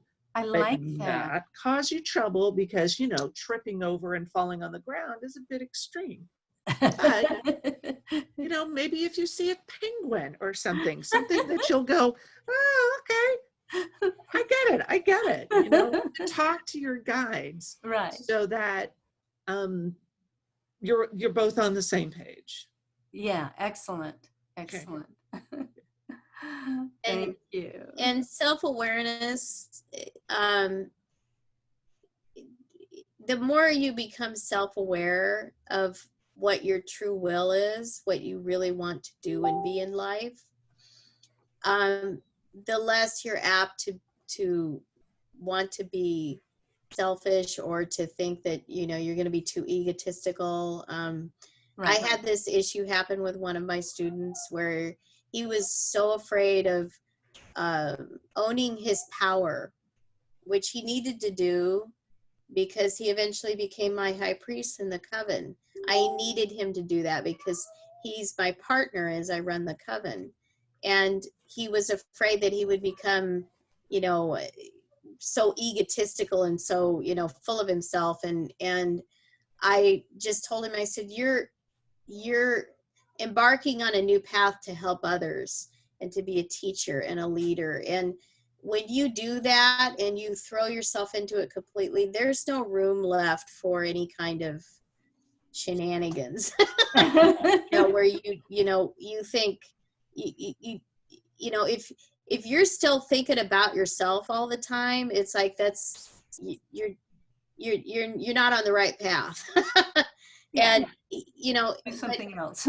yeah, and so if you're already wanting to do all of this stuff, so I mean that already shows me right there that you're willing to turn that corner and just be moving on to a part of yourself and to be who you really are, you know, as a teacher and as a leader, rather than somebody just wants to just think about themselves all the time. You're already there. So it's that, don't cumber yourself with worrying about it. Yeah. It isn't a thing. So Great. Good. Thank you. A couple little things I want to share too is just the thing that I did before where I was saying that was them and this is me. Yeah. You can also say that was then and this is now. Right? So sorting the early part of your life, right? That was then and this is now. Yeah, I took note of that. Yeah, that's excellent. You know, and you can do that was them and this is me. And then the other thing is that I don't remember exactly how you shared in the beginning, but if I look at I'm looking at the way you shared in the beginning, excuse me, and I understand that it's still your experience, so you're speaking in present tense, like all these things are still true of you, and I want to encourage you to start speaking about it in past tense, because that's part of the openness, the willingness that it could be the past. Okay. Right? I used to criticize myself all the time. Yeah, good. Yeah. Excellent. And again, if you notice that you use some other language, not to beat yourself up over, just, oh, I remembered to use different language and then say it in the new way. So celebrate that you remember, celebrate the turning, you know, towards what's healthy. Yeah. Not that you went astray. Exactly. Okay. Yeah. Thank you so much. You're very welcome. Thanks for your great question. You're welcome. All right. We've got two more people in line. We've got Trent and Crystal in line. And then we have Caitlin Gonzalez in line too. All right, Trent and Crystal, you are up. Hi y'all. So I did this very spur of the moment. Thank you to Diane for inviting me. She always invites me to these things. And I always enjoy my time here. So I just want to thank y'all for that. I am relaunching my business this fall. And my question would be, what can I do spiritually? Because I do struggle with mental illness and past trauma, and I'm working on those things with therapists and a psychiatrist, and also my own healing work spiritually. What can I do spiritually to increase my activity, creativity, and productivity? I do need to mention that part of that trauma was rape, to be in the spirit of transparency and just to be open and honest. And that had some significant damage to my sacral chakra, to my creative center. And it happened happened shortly after I actually first launched my business, which was years ago. And I had to shut it down. And after processing that trauma, I haven't processed it entirely, of course, but after doing the hard work that I have been doing so far, I feel finally ready to help and heal others. But I do still feel sort of still stuck, or I don't want to use the word broken because I know that's so untrue, but that's the word that wants to be used. That's the word I think of anyway. And so my question would be just what I can do to continue healing these aspects of myself so that I can better serve others. I've already had 2 crystal healing clients and a art commission. I do intuitive interpretations of spirit guides, people's spirit guides. And so I haven't even relaunched my business yet, and I've already had business. So I'm pretty happy with that. And I feel good about it, but I still feel like there's some work that I need to do. Well, if you want to address this from a Wiccan standpoint, which is why I'm assuming you're here, ritual is very powerful for that. Also, specifically, clearings are really, really important. There's different kinds of clearings you can do. In Wicca, in modern witchcraft, we do something called a banishing. And it isn't, you're not banishing evil. I really want to clear that up because a lot of people don't understand it. What it is you're becoming aware through this act, through this ritual, that you have a part of yourself. It's often referred to as your negative ego. It's that part of you that always wants to control you and, sink your ship, not allow you to be successful or move forward. It's the adversary within all of us. That energy, when you do a banishing, is brought up and it's recognized, and you ask it to leave, to vacate. And when you do this, it has an incredible clearing effect on you. It's recommended to do in your sacred space, in your circle space, before you do anything else, because it's like, you wouldn't want to read a book without cleaning your glasses first. It's kind of that action. And that's what kind of came to me when you first started talking, was that you should continue to work on clearing yourself and becoming more attuned to what it is specifically. Be very focused on what you want to do. And you can create rituals that are very powerful to bring in what you want once that has occurred. But that's kind of what I got. And doing it, another really powerful way of clearing that's very quick and very effective is sound. I use a lot of sound in my clearings. I have bells and singing bowls and different things that I tap that will open up your energies and clear things out. So, and if you do it regularly, it keeps you clear and keeps you from being so confused and distracted by things that want to pull you away from your focus. Because I really feel really strongly that you really have built a foundation for yourself in wanting to run a business. And the difficulty about that when you get to that point is that often things will try to distract you away from that. Lorelei knows that, Susie knows that. Anybody that runs a business, it's like if you start really getting into it, immediately you'll start noticing things that'll want to go, hey, to pull you away from that. And that's the adversary. That's the negative ego wanting to just sink your ship as soon as you start. And so learning how to start sensing that and recognizing that and going, oh, I need to take care of me. I need to go and do a clearing. I need to get something done so that I can clear that out and refocus, stay on target. And that's really what I sense would help you a lot. So Okay. Yeah, that RuPaul calls that the inner saboteur. Yes. and you know, like in Wicca is in lots of different traditions and ways of spirituality, there's ways of dealing with that so that it doesn't continue to want to keep taking over what you're trying to do. It's not easy being human.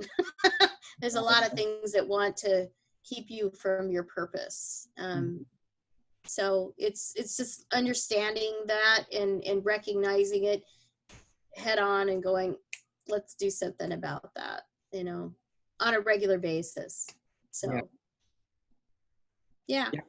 I've recently committed myself to a self-healing practice, like a practice of self-healing. Very much committed myself to that recently. So that is very much in alignment with what you are sharing. And I love your mug. Thank you. All right, cool. So Susie, I know you've got your hand up. Go ahead. Oh, You're muted. Susie, you're muted. There we go. I thought, okay, never mind. So I love that we build on each other. So Mary is talking to you about clearing out that which no longer serves you, and it's going to allow you to heal. Even the word broken is valid, because as you glue yourself back together, you can fill in these spaces with something that you lost. So as you clear out things, what I would ask is that you assure that you fill in with something useful. So you can like do a breathing exercise to play with that. Is like you breathe in love and you breathe out that which no longer serves you. And you can do that. I tend to do that in sets of 3, breathing in love and then breathing out external distractions or guilt or self-judgment or whatever. And then get to a place where you're breathing in love and breathing out love, so that it is just swirling around you. Another thing you could do, that as you get more comfortable with this healing your past self and clearing that out, is to take time to talk to your future self, whether it's the Trenton in 10 years or 20 years, and talk to that Trenton and see. This allows you an opportunity to set you up to be the best person you can be. So you talk to the Trenton who is successful, who is healed, who is much further along, who has gained more skills in your healing practice, and say, okay, so what did you do? How did we do this? And you can talk to this future self and you can hear their journey and either be prepared for it, or you can even bring that 20 year in advance in the future Trenton. You can bring them, would that be back then 10 years? So that's how that successful you showed up within 10 years, or you can shorten that time to 5, or however you want to do it. But yes, I agree that there's some more clearing that needs to happen, but assure that you're filling it in, you're backfilling it in with that positivity, that love, that I've done this, and then you can let go of it and move on. Does that make sense? yes, that just makes sense. Okay. And I do that breathing exercise regularly, in fact. Good. Positive energy, good vibes, negative energy, bad vibes, bring in love, release light. Good. Breathing is good. Yes, I love the idea of talking with my future self. Good. Well, good. Thanks. Thank you. Cool. Do you have anything, Satori? Ready to jump in, or? I have some practical body points for you if you're interested in that. Okay. To balance the energy, there is something we call the main central vertical flow, and it's basically what I think the Jinshin version of balancing your chakras, and it's very simple by holding certain points. And I can demonstrate it. I know it's a lot of points to remember if you. This is recorded and they can watch again. Yeah, okay. Or I invite you, if I can send you a printout. I mean, specifically you, if you want. Yeah, I would love that. Okay, so you start by holding one hand on the top of your head, where's the crown chakra. Okay. And then the other hand goes on the middle of the forehead. And you can hold each point for, you know, if you have sensitivity, you know, you can feel when it's done, or over time you can get a feeling for that. You can hold it for a few seconds. 30 seconds is best, but if you don't have that much time, you can do it shorter. I mean, any touch is good. And then to the nose. So this hand stays up here almost the whole time until the last point. Then we go to the nose, just tip of the nose. And then here where the collarbone is. And then the center of the chest. Solar plexus. And then about an inch or two, an inch over the navel. And this is now when the hand comes from the head down to your coccyx here. Mm-hmm. And then the other hand goes on the pubic bone. So it's basically the same place on front and the bottom. It's your sacral chakra, not your sacral, your root chakra. Okay. And then if you want to really ground, you can add, and that is also a very good point for you to hold here in the groin line, between the pubic bone and the hip bone, the groin line, anywhere there. You hold one hand, and then on the same side of the body, you hold upside on your foot under the mound of the big toe here. Okay. Both at the same time. And you can do that on one side of the body or both sides. You know, one then first one then the other. That adds an extra grounding to that. Where are you doing? Under the toe, under the mounting of the toe, and the other part is in the groin. You hold at the same time. Okay. Yeah. So and that groin line, if you want to just hold both of those, that point governs the whole area, that the legs and the pelvis area. Right. And it's also a really good general supportive point for any healing and for depression and stuff like that. So this is one of the manager points in the whole system, this groin point. It's not a point, it's more an area. So yeah. And the other thing I want to recommend is the self-love points again, you know, where you give yourself a hug, where it's right here under the arm, on the outside of the armpit, and you can hold both and give yourself a hug like that. And this is self-love. And yeah, it's a lot, but no, there is another point for boundaries that just occurred to me, so maybe that's important for you. Here in the crook of the elbow, the inner crook of the elbow, mm-hmm. Here, just hold your fingers here, and you can do it like so on both sides. Okay. That helps with boundaries, personal boundaries. Is this like an EFT technique or? No, this is called Chinchen Tara. It comes from. Do you know Chinchen Shitsu? No, I don't. Okay, so Chinchen Shitsu is an Oriental healing art that is based on the 5 elements and the meridians.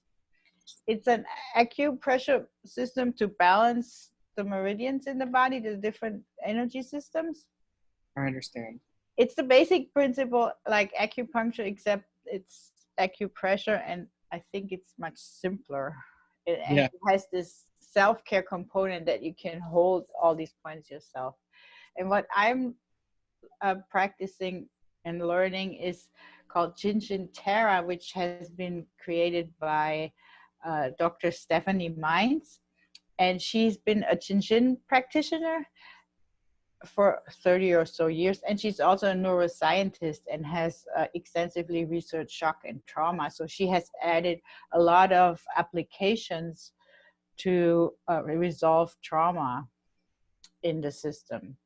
So it's an enhanced Jinjin system that also has some applications that do not involve the touch. And it's very effective. It helps us go directly to the root of where the trauma was created and resolve that, because she understands how the brain works and the patterns work and how to change those. Thank you. You're welcome. Do you want me to send you in a private message my email so you can send that to me? That would be great. Yes, thank you. Thank you so much. You're welcome. That's great. Yeah, I'll let you type that in, and then I have a little bit I'll share, and then we've got another question. Okay, great. Let's see. So one thing I noticed as you were sharing, I didn't look directly at the screen, but I saw it kind of out of the side of my eyes. I was taking notes. When you were speaking about, it was right around the time when you were speaking about the word broken. You put your hand up somewhere around here, and I don't know exactly where you went, and it just seemed like you touched yourself somewhere, but I don't know exactly where it was. I didn't see. And we get sensations. We often notice them as itches all around our body, where it's almost all the time it's information. It's where our body is attempting to get us to pay attention to something. So what was occurring to me when I sensed that, sort of saw that, is about communication and expression. I appreciate that you're seeing people right now and you're getting support, and it just seems like there's more to express and more to say about what you experienced and what wasn't, maybe about what wasn't okay, and more of the like stop, no, some version of that. And I don't know what, but it just seems like there's something more to say. More people coming in. Yeah. So just knowing that you're working with people where you really get a chance to do that, and doing that in a place, in a context that feels safe, and you're building up your own safety so that you can be fully expressed, right? It's part of having your power. So that was one thing. And the other thing is that when you talked about feeling stuck, or the word that appears, right, is broken. And I know, right, you don't like that word, but that's the word, the feeling that's there. I was thinking about, I don't remember who said it. It might have been Susie, but I don't know who it was. When Laurel was sharing about, one moment, let me mute someone. Okay. Not wanting to be, so the broken, it could be a collapse kind of energy, but it also, what I imagine is it's got the push away of like, you want to get rid of it. You want to be done with that kind of energy. Yeah. So this is where, for me, and I just I'll say this about manifestation. For me, the big steps about manifestation are, there's, visualizing, or like letting yourself be with what you want, but then there's also accepting what is and loving what is, and being aware of what we want and loving what is allows the dance of what is and what we want, and so that new possibilities emerge. And something that I thought might be helpful for you in the loving what is and being with what is, right, is to have someone that is you, that was wounded, you that was whose boundaries were not honored, and the one that has some of the collapse, or that may feel broken, and to really just to be with that one. But just to be with that one, right, and to love this one. So loving this tender part of you.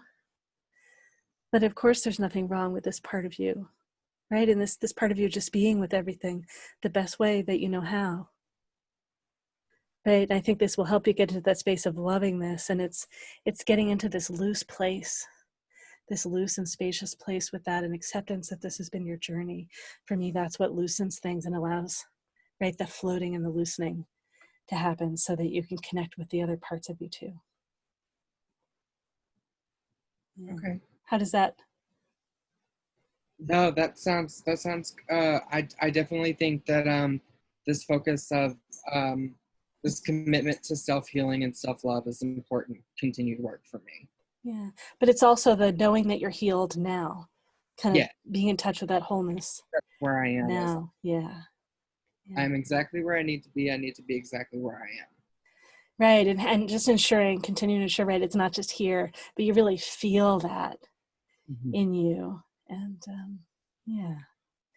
Yeah, So, they're oh, okay. Sorry. Go ahead. no, I just say they're very ways of playing with that and helping you deepen too, if it doesn't feel totally deepened. And Okay. No, I yeah. understand.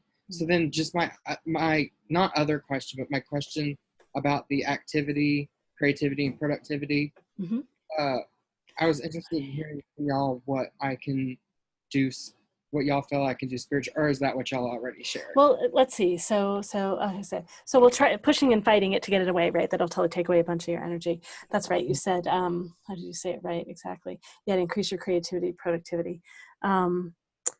Oh goodness. Well, let's see. So, well, do you judge that you're not creative enough? Do you judge that you're not productive enough? I do. Because you do. So a few things is I can't see your eyes that well, but I remember you shared and talked a bit before. My sense is that you probably, I know, let me pin your, that we go pin you for a moment. Okay. Oh yeah, maybe so. Huh. So my guess is that you probably had someone that helped raise you that was that much more creative and that much more productive than you. It might have been two different people. And so since you were a child, you received judgment from them, but you also then judged yourself that you're not creative enough, you're not productive enough. And so one thing is the productive trait, like you really just might not have that one, like your productivity is different. For me, your productivity comes from playfulness and flow and interaction between people, like that's how your productivity emerges. So letting yourself be in those kinds of contexts. And I would encourage you, please, to not judge yourself on the productivity. Your productivity is play. It's play and connection and fun.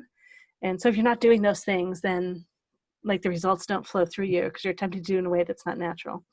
And then the second thing about the creativity, I'm trying to see you might not have the one that's so out of the box creative. We're all creative in different ways. And you can do things like whatever hand you typically write with the other hand and just scribble with the other hand. Yeah, I don't judge my creativity as much as I do, I guess, my the way in which I act on that creativity. I judge my productivity of my creativity. Okay, great. So it's all about productivity, right? Okay, great. So one is doing things alone, right? So you're better off with groups of people, which the whole pandemic and all this stuff. So playing with ways that you can be energetically connected to other people supports you. And then if you do have the one that's more the out of the box creative that I'm having trouble, like you sort of seem like you have it and sort of not, I'm trying to decide. It's really important that you do what's pleasurable and interesting. And if it's not pleasurable and interesting, then of course you're going to change your attention to something else. That's the gift of that creativity. So the trick then is to partner with other people so other people do the things you don't want to do. And you want to find someone that likes to do the things you don't want to do. That makes sense. Yeah. So so not shaming yourself, right? So like Satora, right? You might be a little more like Satora, and I'm the one that's more like your parent. And so I'm the one that's like, it's kind of crazy, right? I work 7 days a week, almost every week. And I had my first meeting. My first meeting was really late this morning. It was actually at 8 a.m. But I have a meeting in Australia after this. So I'm going to be working until you know when. And I actually took a break for like 45 minutes in the middle of the day, which is unusual. So I have that trait like your parent, but I can't be creative the way you can. So and I support other people, like do things for other people where I support this event, right? I create this event. That's my form of creativity, right? It's just different. Yeah. That makes a lot of sense, and it takes a lot of guilt and pressure off. Great. There you go. And Susie has something else to share. And then we've got another person too, everyone. So we're going to go a few minutes late. Okay, so Trenton, when you said that affirmation, I am where I need to be, where I am right now is perfect, I would remind you that is a perfect thing to say. Okay. So to accept yourself where you are in this moment. That's it. You are perfect in this moment. We all are. Okay. Okay. Thank you. Okay, great. All right, I'll get your hand down and then, all right, I know we've got one more person in line for the question. And so Caitlin, where is Caitlin? Hi, I'm right here. Sorry, I had to Oh, unmute myself. that's okay, great. Thank you for doing Hello, that. group. So this will piggyback kind of what, sorry, off of what Trenton was saying. So 8 months ago, my world was turned upside down when my wife said that she no longer wanted to be with me. And she is active duty military, so we have been separated by distance for 2.5 years. We have gone back and forth with this push-pull. She has a deployment coming up, and she's going to come back next May, and then said that that's when the divorce will happen. So she's drawing this out. In this process, I have gone very inward and realized what I can do for my own spiritual path and healing, and what transformations I need to do as a person. All the energy healers and psychics and different people that I've spoken to speak about my negative energy and this like all encompassing negative energy that I am very deeply wanting to get rid of. But at the same time, since so many people can feel it, I'm wondering what modalities there are to release this, because this seems to be something that I bring into relationships, I bring into my life, I carry with me like baggage that I don't know how to like I'm doing so many different things to try to understand myself and my role and my place in my own life and in the world better, but at the same time I keep hitting roadblocks.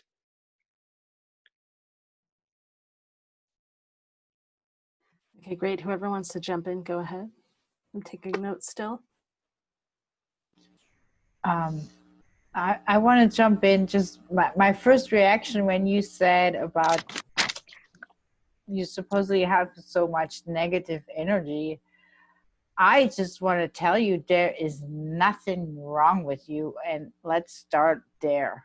There's Well, thank you. absolutely nothing wrong with you, and that's maybe something you can tell yourself over and over. And anybody who says otherwise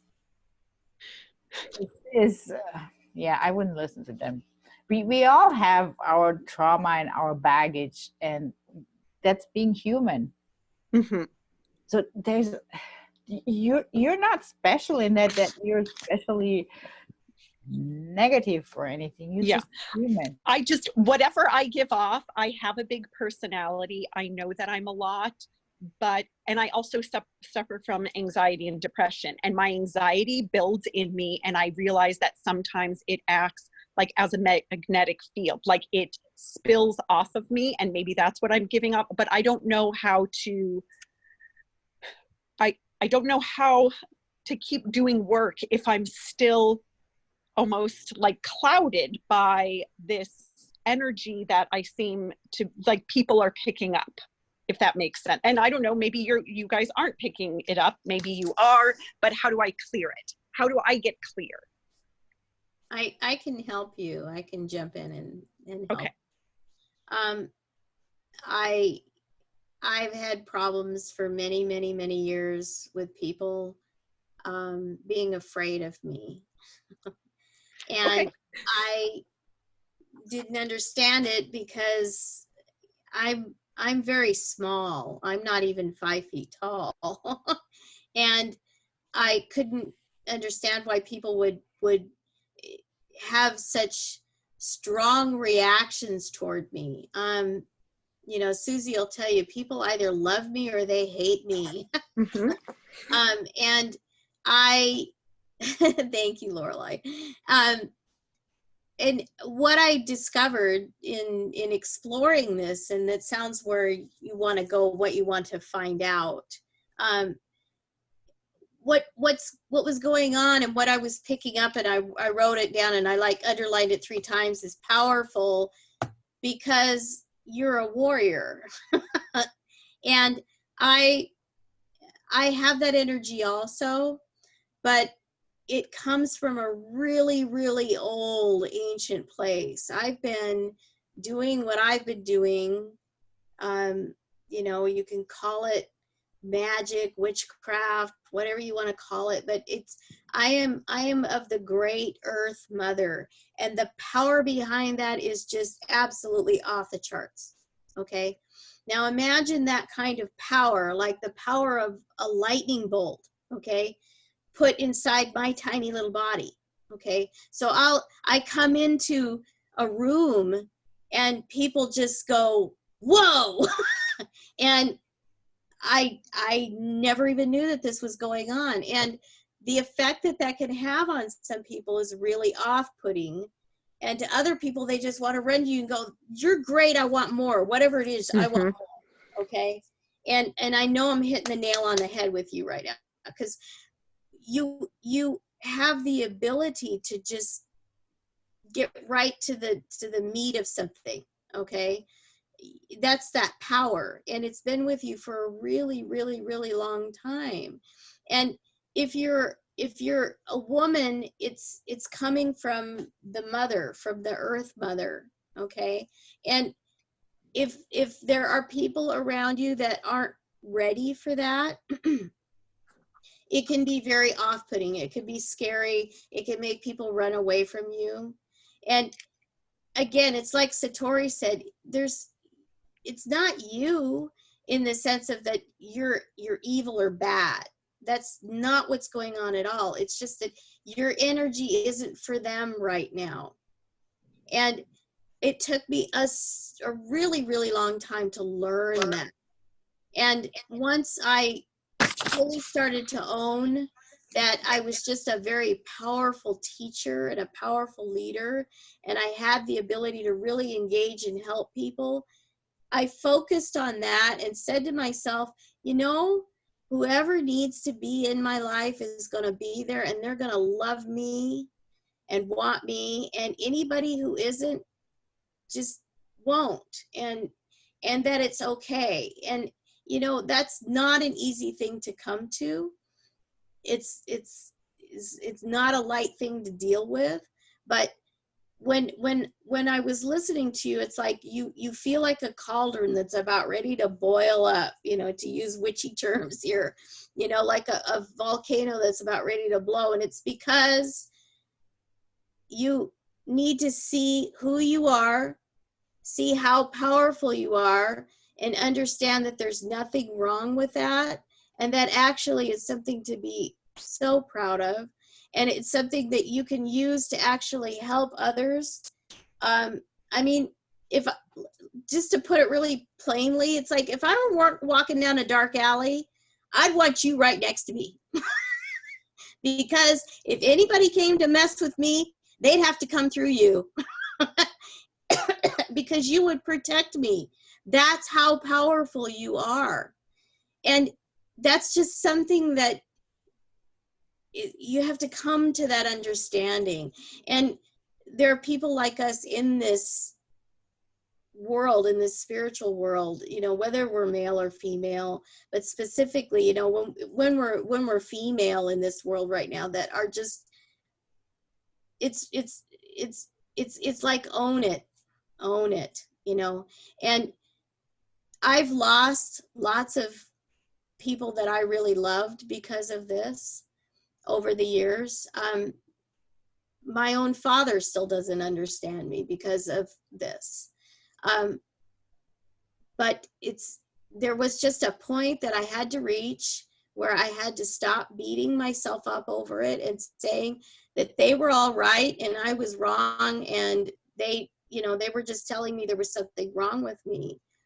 And I've been to therapists, and I've seen healers, and I've had clearings.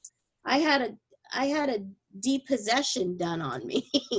And a lot of it helped, and it cleared things, and it helped me to understand all kinds of things.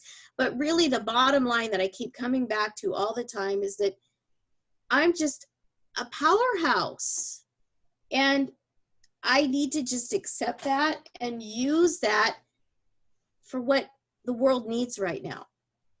And so I guess what I want to convey to you is, speaking in my language, which is the witchcraft wicked language, is start looking up warrior goddesses and read about them and see if something really resonates with you. Because if you decide to really work with one of those goddesses, she's going to really help you understand what this is about you that can either make people run away from you or run to you, that's so intense.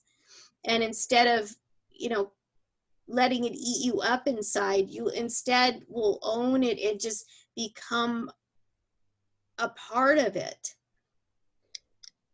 And therefore it'll help you instead of it feeling like a burden to you. So does that help? Yes, no, that does. Thank you. Yes. So just look up any warrior goddesses. I mean, I seriously Google warrior goddesses, Okay. or pagan warrior goddesses. Okay. Yeah. And you'll start to see all kinds of goddesses that the rabbit hole just goes forever. And Okay. and start, reading, spend some time really reading about these goddesses. And I'm going to bet you're going to nail on one that's really going to really feel like, and then in my tradition, I would build an altar to her. I would set up something where I can work with her every day and just talk to her and ask her, what is it about me that I need to understand more, that I can turn this around and start using it to make people feel good, maybe to help them feel more powerful. Maybe that's your purpose, is to use this power to help other people feel powerful, because God knows people don't feel powerful right now. Really right now, and that's something that we need to come back around to, is finding our power again and owning that again, and having our voice be heard. So yeah, that's Thank what you. I want to add. So Okay, so here are my 2 cents, or $1.95. I'm feeling that you've got some past lives as a Spartan soldier, also as a Roman soldier. I agree with Mary, and with different points everybody's made, is that to look at warrior goddesses. One of them that jumps to mind is the Boudica, and she was the Breton leader against the Roman Empire. And she was a woman who fought and knocked the Romans off the map. I'd like you to look at her, but those of us with big personalities, yeah, we are intimidating, and we have been, I know my background has been to be less of who I am, and that doesn't work. It took me a long time to figure out that I don't have to be what somebody else wants, that I get to be me. Now you have the added layer of having anxiety and depression, and that can be intimidating in and of itself to other people. So having someone around you, whether it's a therapist, a friend, or a practitioner, who is unafraid to walk that path with you, will help you manage those much better. Certainly understand you're not alone in all of this, that you have that protection, that you have the goddess protection, and then you have this emotional support in this community, or wherever you find it, where you're most comfortable with. What are my other notes? And reiterating to yourself, as Trenton is doing, that you are perfect the way you are. Yes, you have stuff you've got to figure out, but that's what makes you a human who is looking to make everything better for you, having been here. So are you as a collective whole you're feeling more it's a personality rather than like this negative energy that I give off? I don't see negative energy. Okay. To be honest. I mean, if your anxiety is playing through, then that could be considered negative. Okay. But I think for someone who's going, I think saying negative energy is a really judgmental thing. But it's been like people, like healer after healer has been like, we need to get your negative energy under wraps first, There, because okay. which may be a different angle. Yes. Yeah, I'm thinking that's a different angle. There is some clearing that needs to happen. Okay. Some clearing, there may be some blockages there, but I don't see it.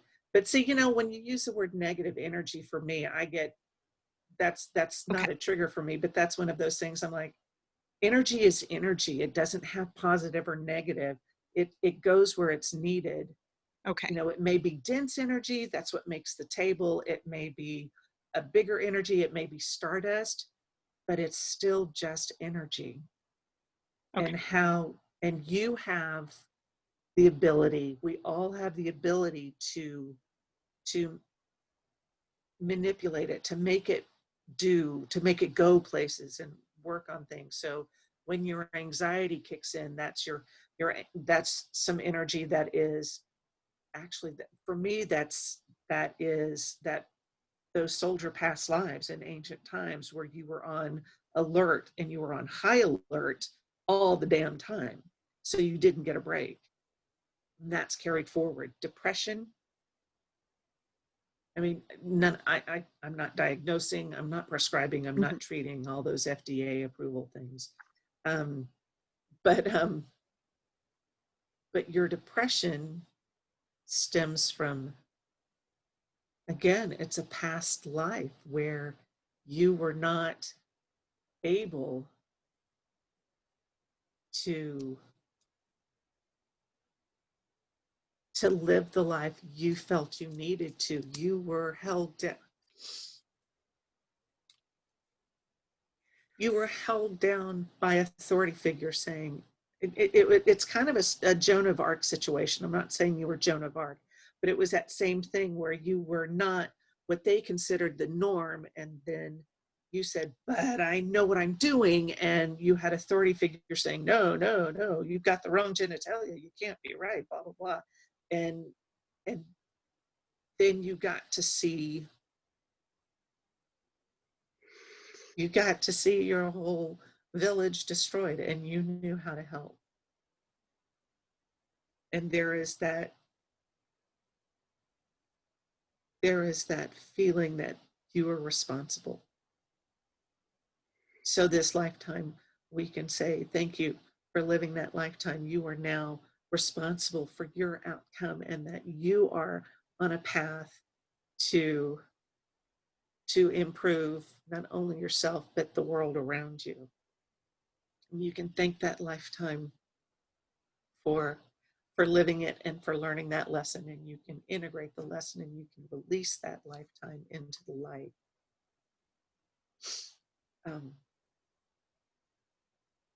Thank you. Yeah, that's what I've got.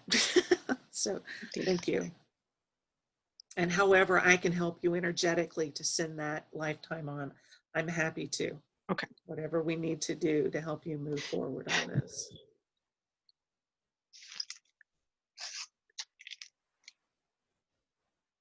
Hey, Satora, what do you want to?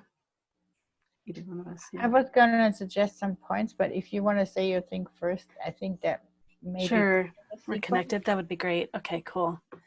Yeah, and I'm just gonna put you on the, so I can see you more for the moment. Sorry, and bad lighting. No, it's okay. It's great. Yeah, I think I just want to see a couple things. Okay, I think I got an idea. So I want to mention that just like what Susie's picking up about past lives, I suspect also, I was suspecting based on what you said in the beginning, the way you talked about the partner you've had, your wife, where the relationship is ending, the language that you use. So whether or not she's saying it this way and doing it this way, but the language that you used, she is so controlling. Do you know that? Do you experience her that way?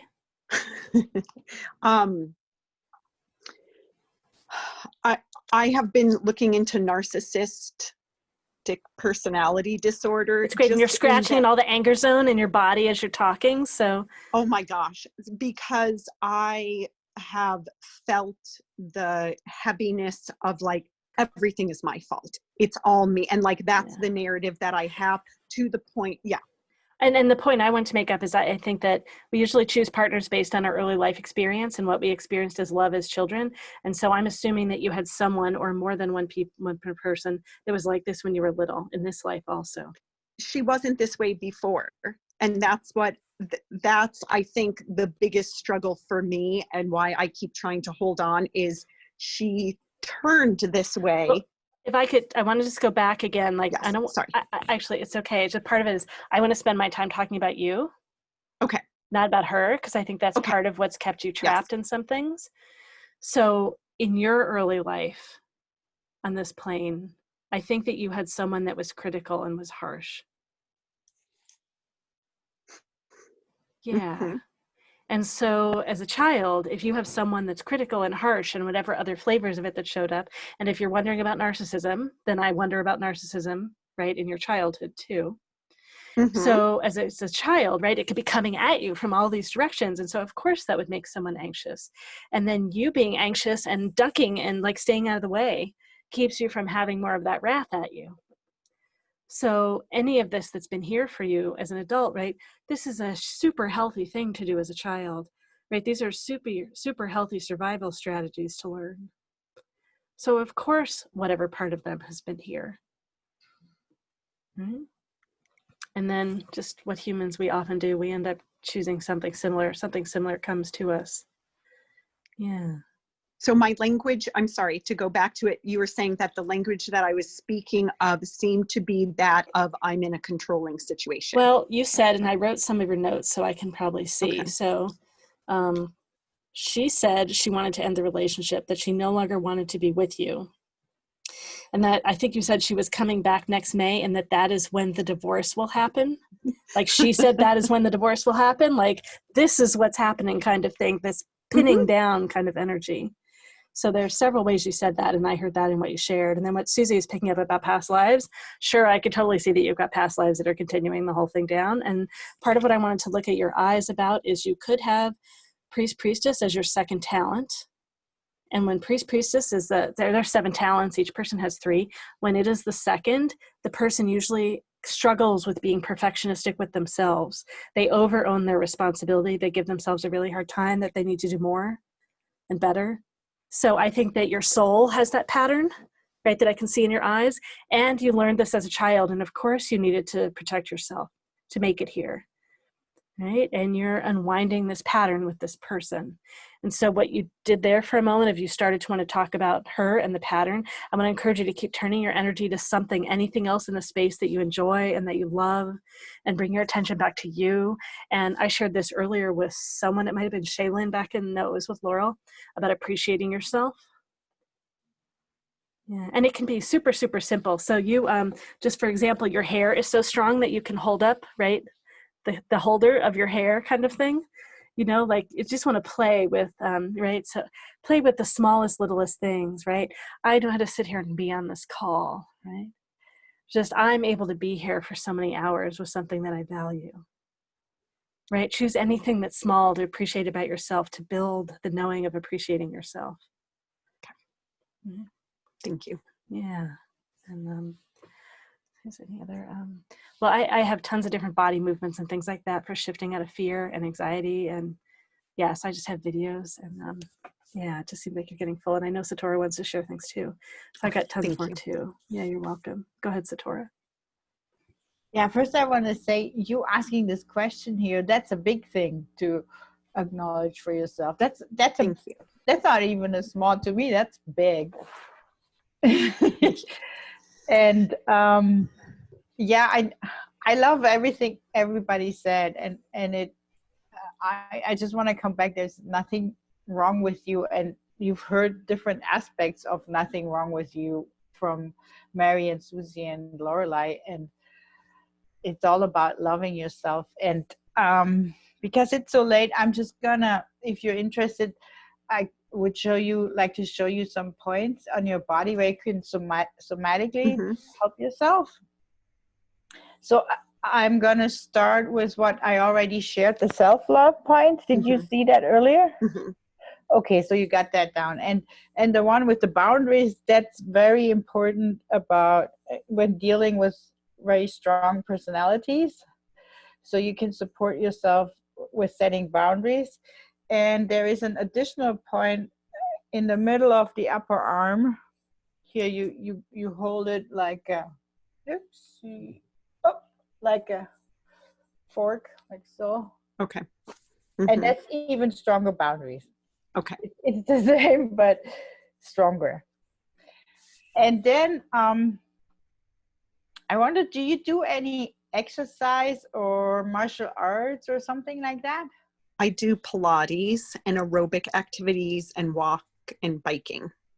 Does that help you with, moving the energy in the body? Yeah, I have to move. Yeah. Okay. For my body too, because physicality, like all my stress and anxiety comes out in my back and neck and in issues with my body. Okay, so when you're in a state, I personally, I do conscious dance, and it's great to just express even when you're not officially exercising. Yes, I do that every morning. I start my morning dancing. Oh, awesome. That's great. Yes. And then I want to show you some, now I hope I get this together. So the simpler version of this hold is hold your hand on your shoulder. And if you can hold it so that your fingertips touch the tip of your shoulder blade. So the hand is on the shoulder and so far down. And then again, on the same side of the body, go down to the groin line here that we had before. And hold that. And this is really great to do in bed. It helps alleviate the feeling of over responsibility that's often in the shoulders. And then do it with the other side too. Can you walk back from the camera a little bit so we can see it better? You might not be able to with your headphones. Yeah, great. So and here, oops. So it's just holding anywhere between the pubic bone and the hip bone in the groin line there. Okay. And yeah, it's great for when you fall asleep. And then there is another one that has part of that. It's a little more involved, and that helps you get into the body and settle the energies and balance the two sides of the body. So I'm gonna attempt to show it. So we start with one hand over one shoulder, and this one is best done when laying down. I'm gonna show it standing up, but I think a yoga person would not suggest to do that. Okay. And with the hand that's free, so if you hold your right shoulder, your right hand, you make a mudra where you use the ring finger, you touch the ring finger and your thumb. And then with the feet, here comes the feet, with the feet. Let's see. So if you have your hand on the right shoulder, you take your right leg and put the foot on your knee. Can you see that? On the inside of the knee. And just touch that. And that's why I think it's best not to do it while standing, because you're not supposed to push against your knee. But you can do it while sitting or laying down. So the hand on the shoulder, touching the shoulder blade, the mudra with the hand, that hand, and then the foot, the other knee, touching with that foot, touching the other knee, and then do the other side. You can do that as long as you want. And this is also a great one to do when you're laying down, when you're in bed. It helps calm down and sleep and get in the body. Or I do it. That sounds good. Yeah. Okay. Thank you. Thank you. Great. You're welcome. I know I wanted to jump in and say, wanted to clarify something that I said earlier, and I think I've got one more thing that's coming up. Is when you scratch back here, and I mentioned that was anger. I wanted to clarify that I think anger is actually a really good thing. So for me, there's aggression or taking someone else down. That's actually a fear fight, like pushing someone's energy down. But for me, anger is really healthy. Anger is the yes and no. It's the boundaries. It's the thing that really honors us and protects us. And so you were talking about something that I interpreted as you didn't like and that you were scratching all back here. For me, that was great because that's the part of you that's Well, oh really my gosh, honoring and I you. did it again. Well, Yeah, it's mhm. great. It's Yep. great. So I think that's a good thing. I want to make sure that you knew that I Yeah, wasn't I thinking think that was I was bad. saying it when I was talking about how, oh, she'll divorce me in May. And Yeah. yeah, you were talking And then about some of now, all those yeah. things. Mhm. Yeah. Yeah. And the other thing I was, so for me, part of the like healing this is loving you. And again, like appreciating your whole system for like, there's some really hard things that you've been around. And so you've learned these strategies for how to care for yourself in these Mhm. contexts. And so the more you can appreciate your whole being for choosing really great solutions to get you here, it'll help you be more gentle with everything. Thank you. Yeah. Cool. All right. Just want to check and see if anyone had any other little pieces before we finish. Sorry that we went over. Yes, It's okay. We're the ones responsible for that we went Thank you. over. Thank you so much for asking the question. Yeah. Yeah.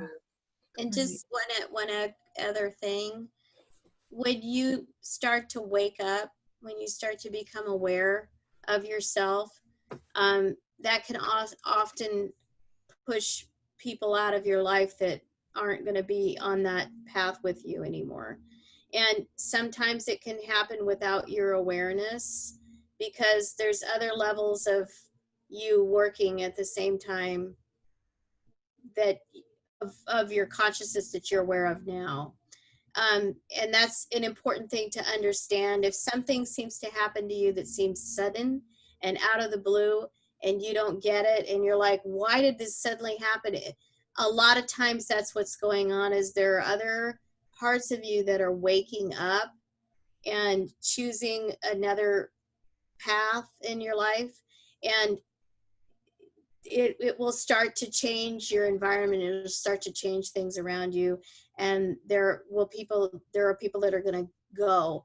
And it's to allow space and room to come in for other people to come in that are going to support you on the next part of your journey.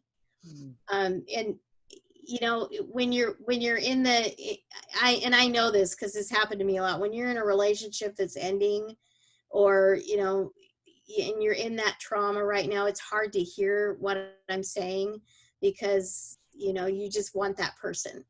But if you can at least start to consider that it's you're moving into something else, then it helps your mind. It helps you to start letting go and relieving you of that anxiety and of that stress just a little bit. It's an acceptance process. That's a process.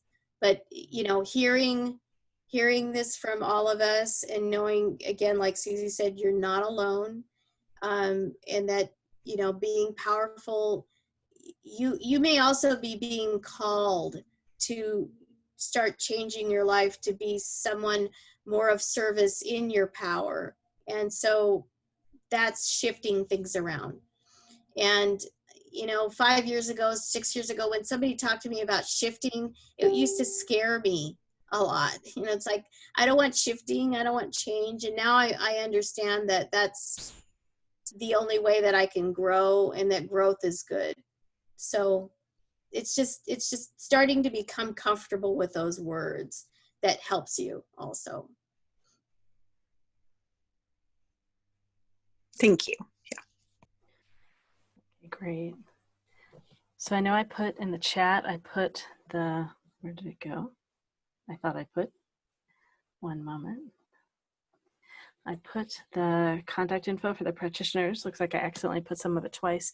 And then I also just put the link for the entry into the free drawing to get a free 30-minute session with one of us of your choice. And if you liked what you experienced today, we have another panel coming up a week from tomorrow.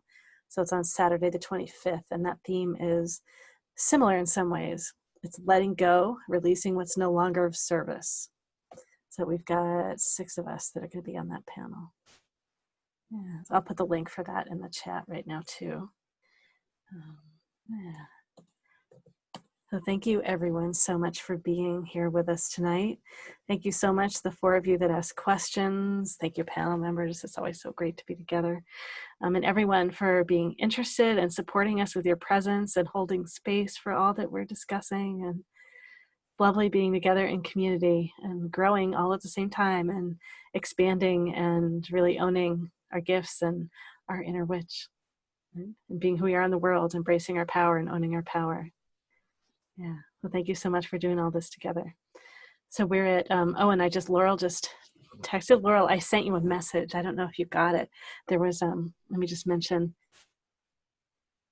there was I know I'm just jumping right in. There was another phrase that I had thought for you that I didn't say when I shared yours, and I wanted to see that you got it. Oh, now where do I have it up here? Here we go. The phrase, I'm good enough. Oh, yes. No, yeah, definitely works. That's Works great. for me. Yeah, okay, great.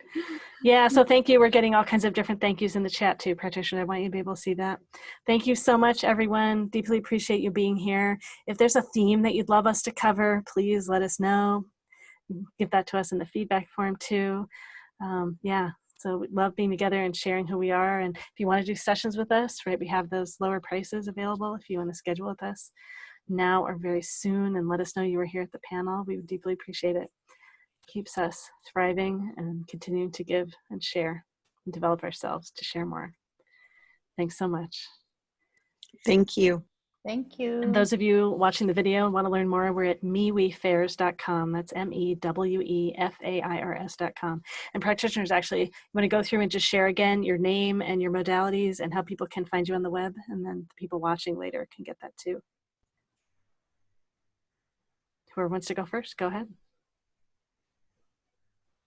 Okay, I'm Satora with Well of Love, and I'm an energy healer and a channel, and I help people who are going through crisis, change, transformation, and transitions.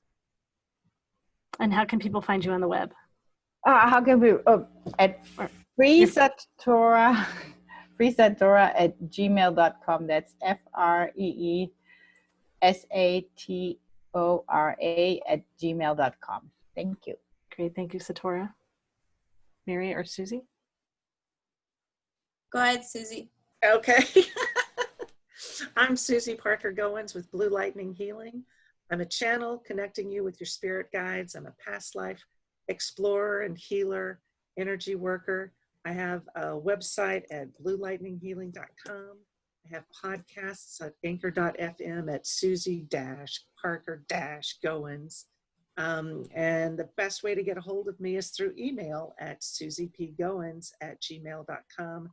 That's SUSYPGOINS@gmail.com. Blessings to everyone. Thanks, Susie. Mary? And I am Mary McKenzie.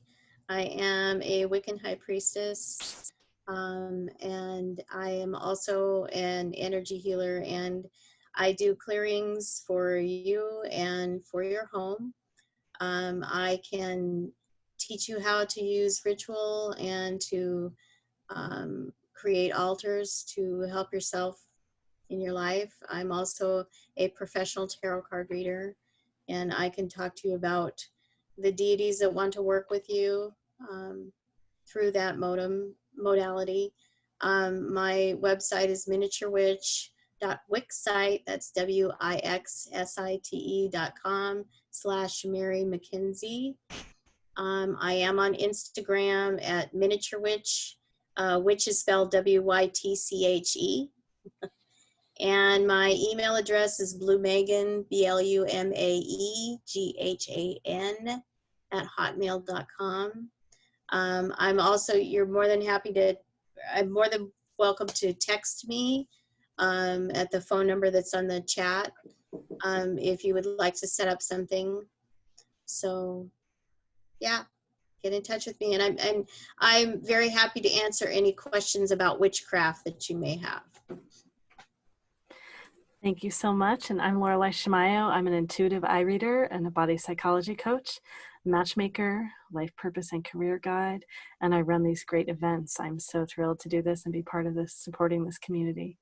I'm at LorelaiShimayo.com, LaurelaiShimayo.com, and MeWeFairs.com, MEWEFAIRS.com. Thanks so much for being with us tonight. Thanks, everyone.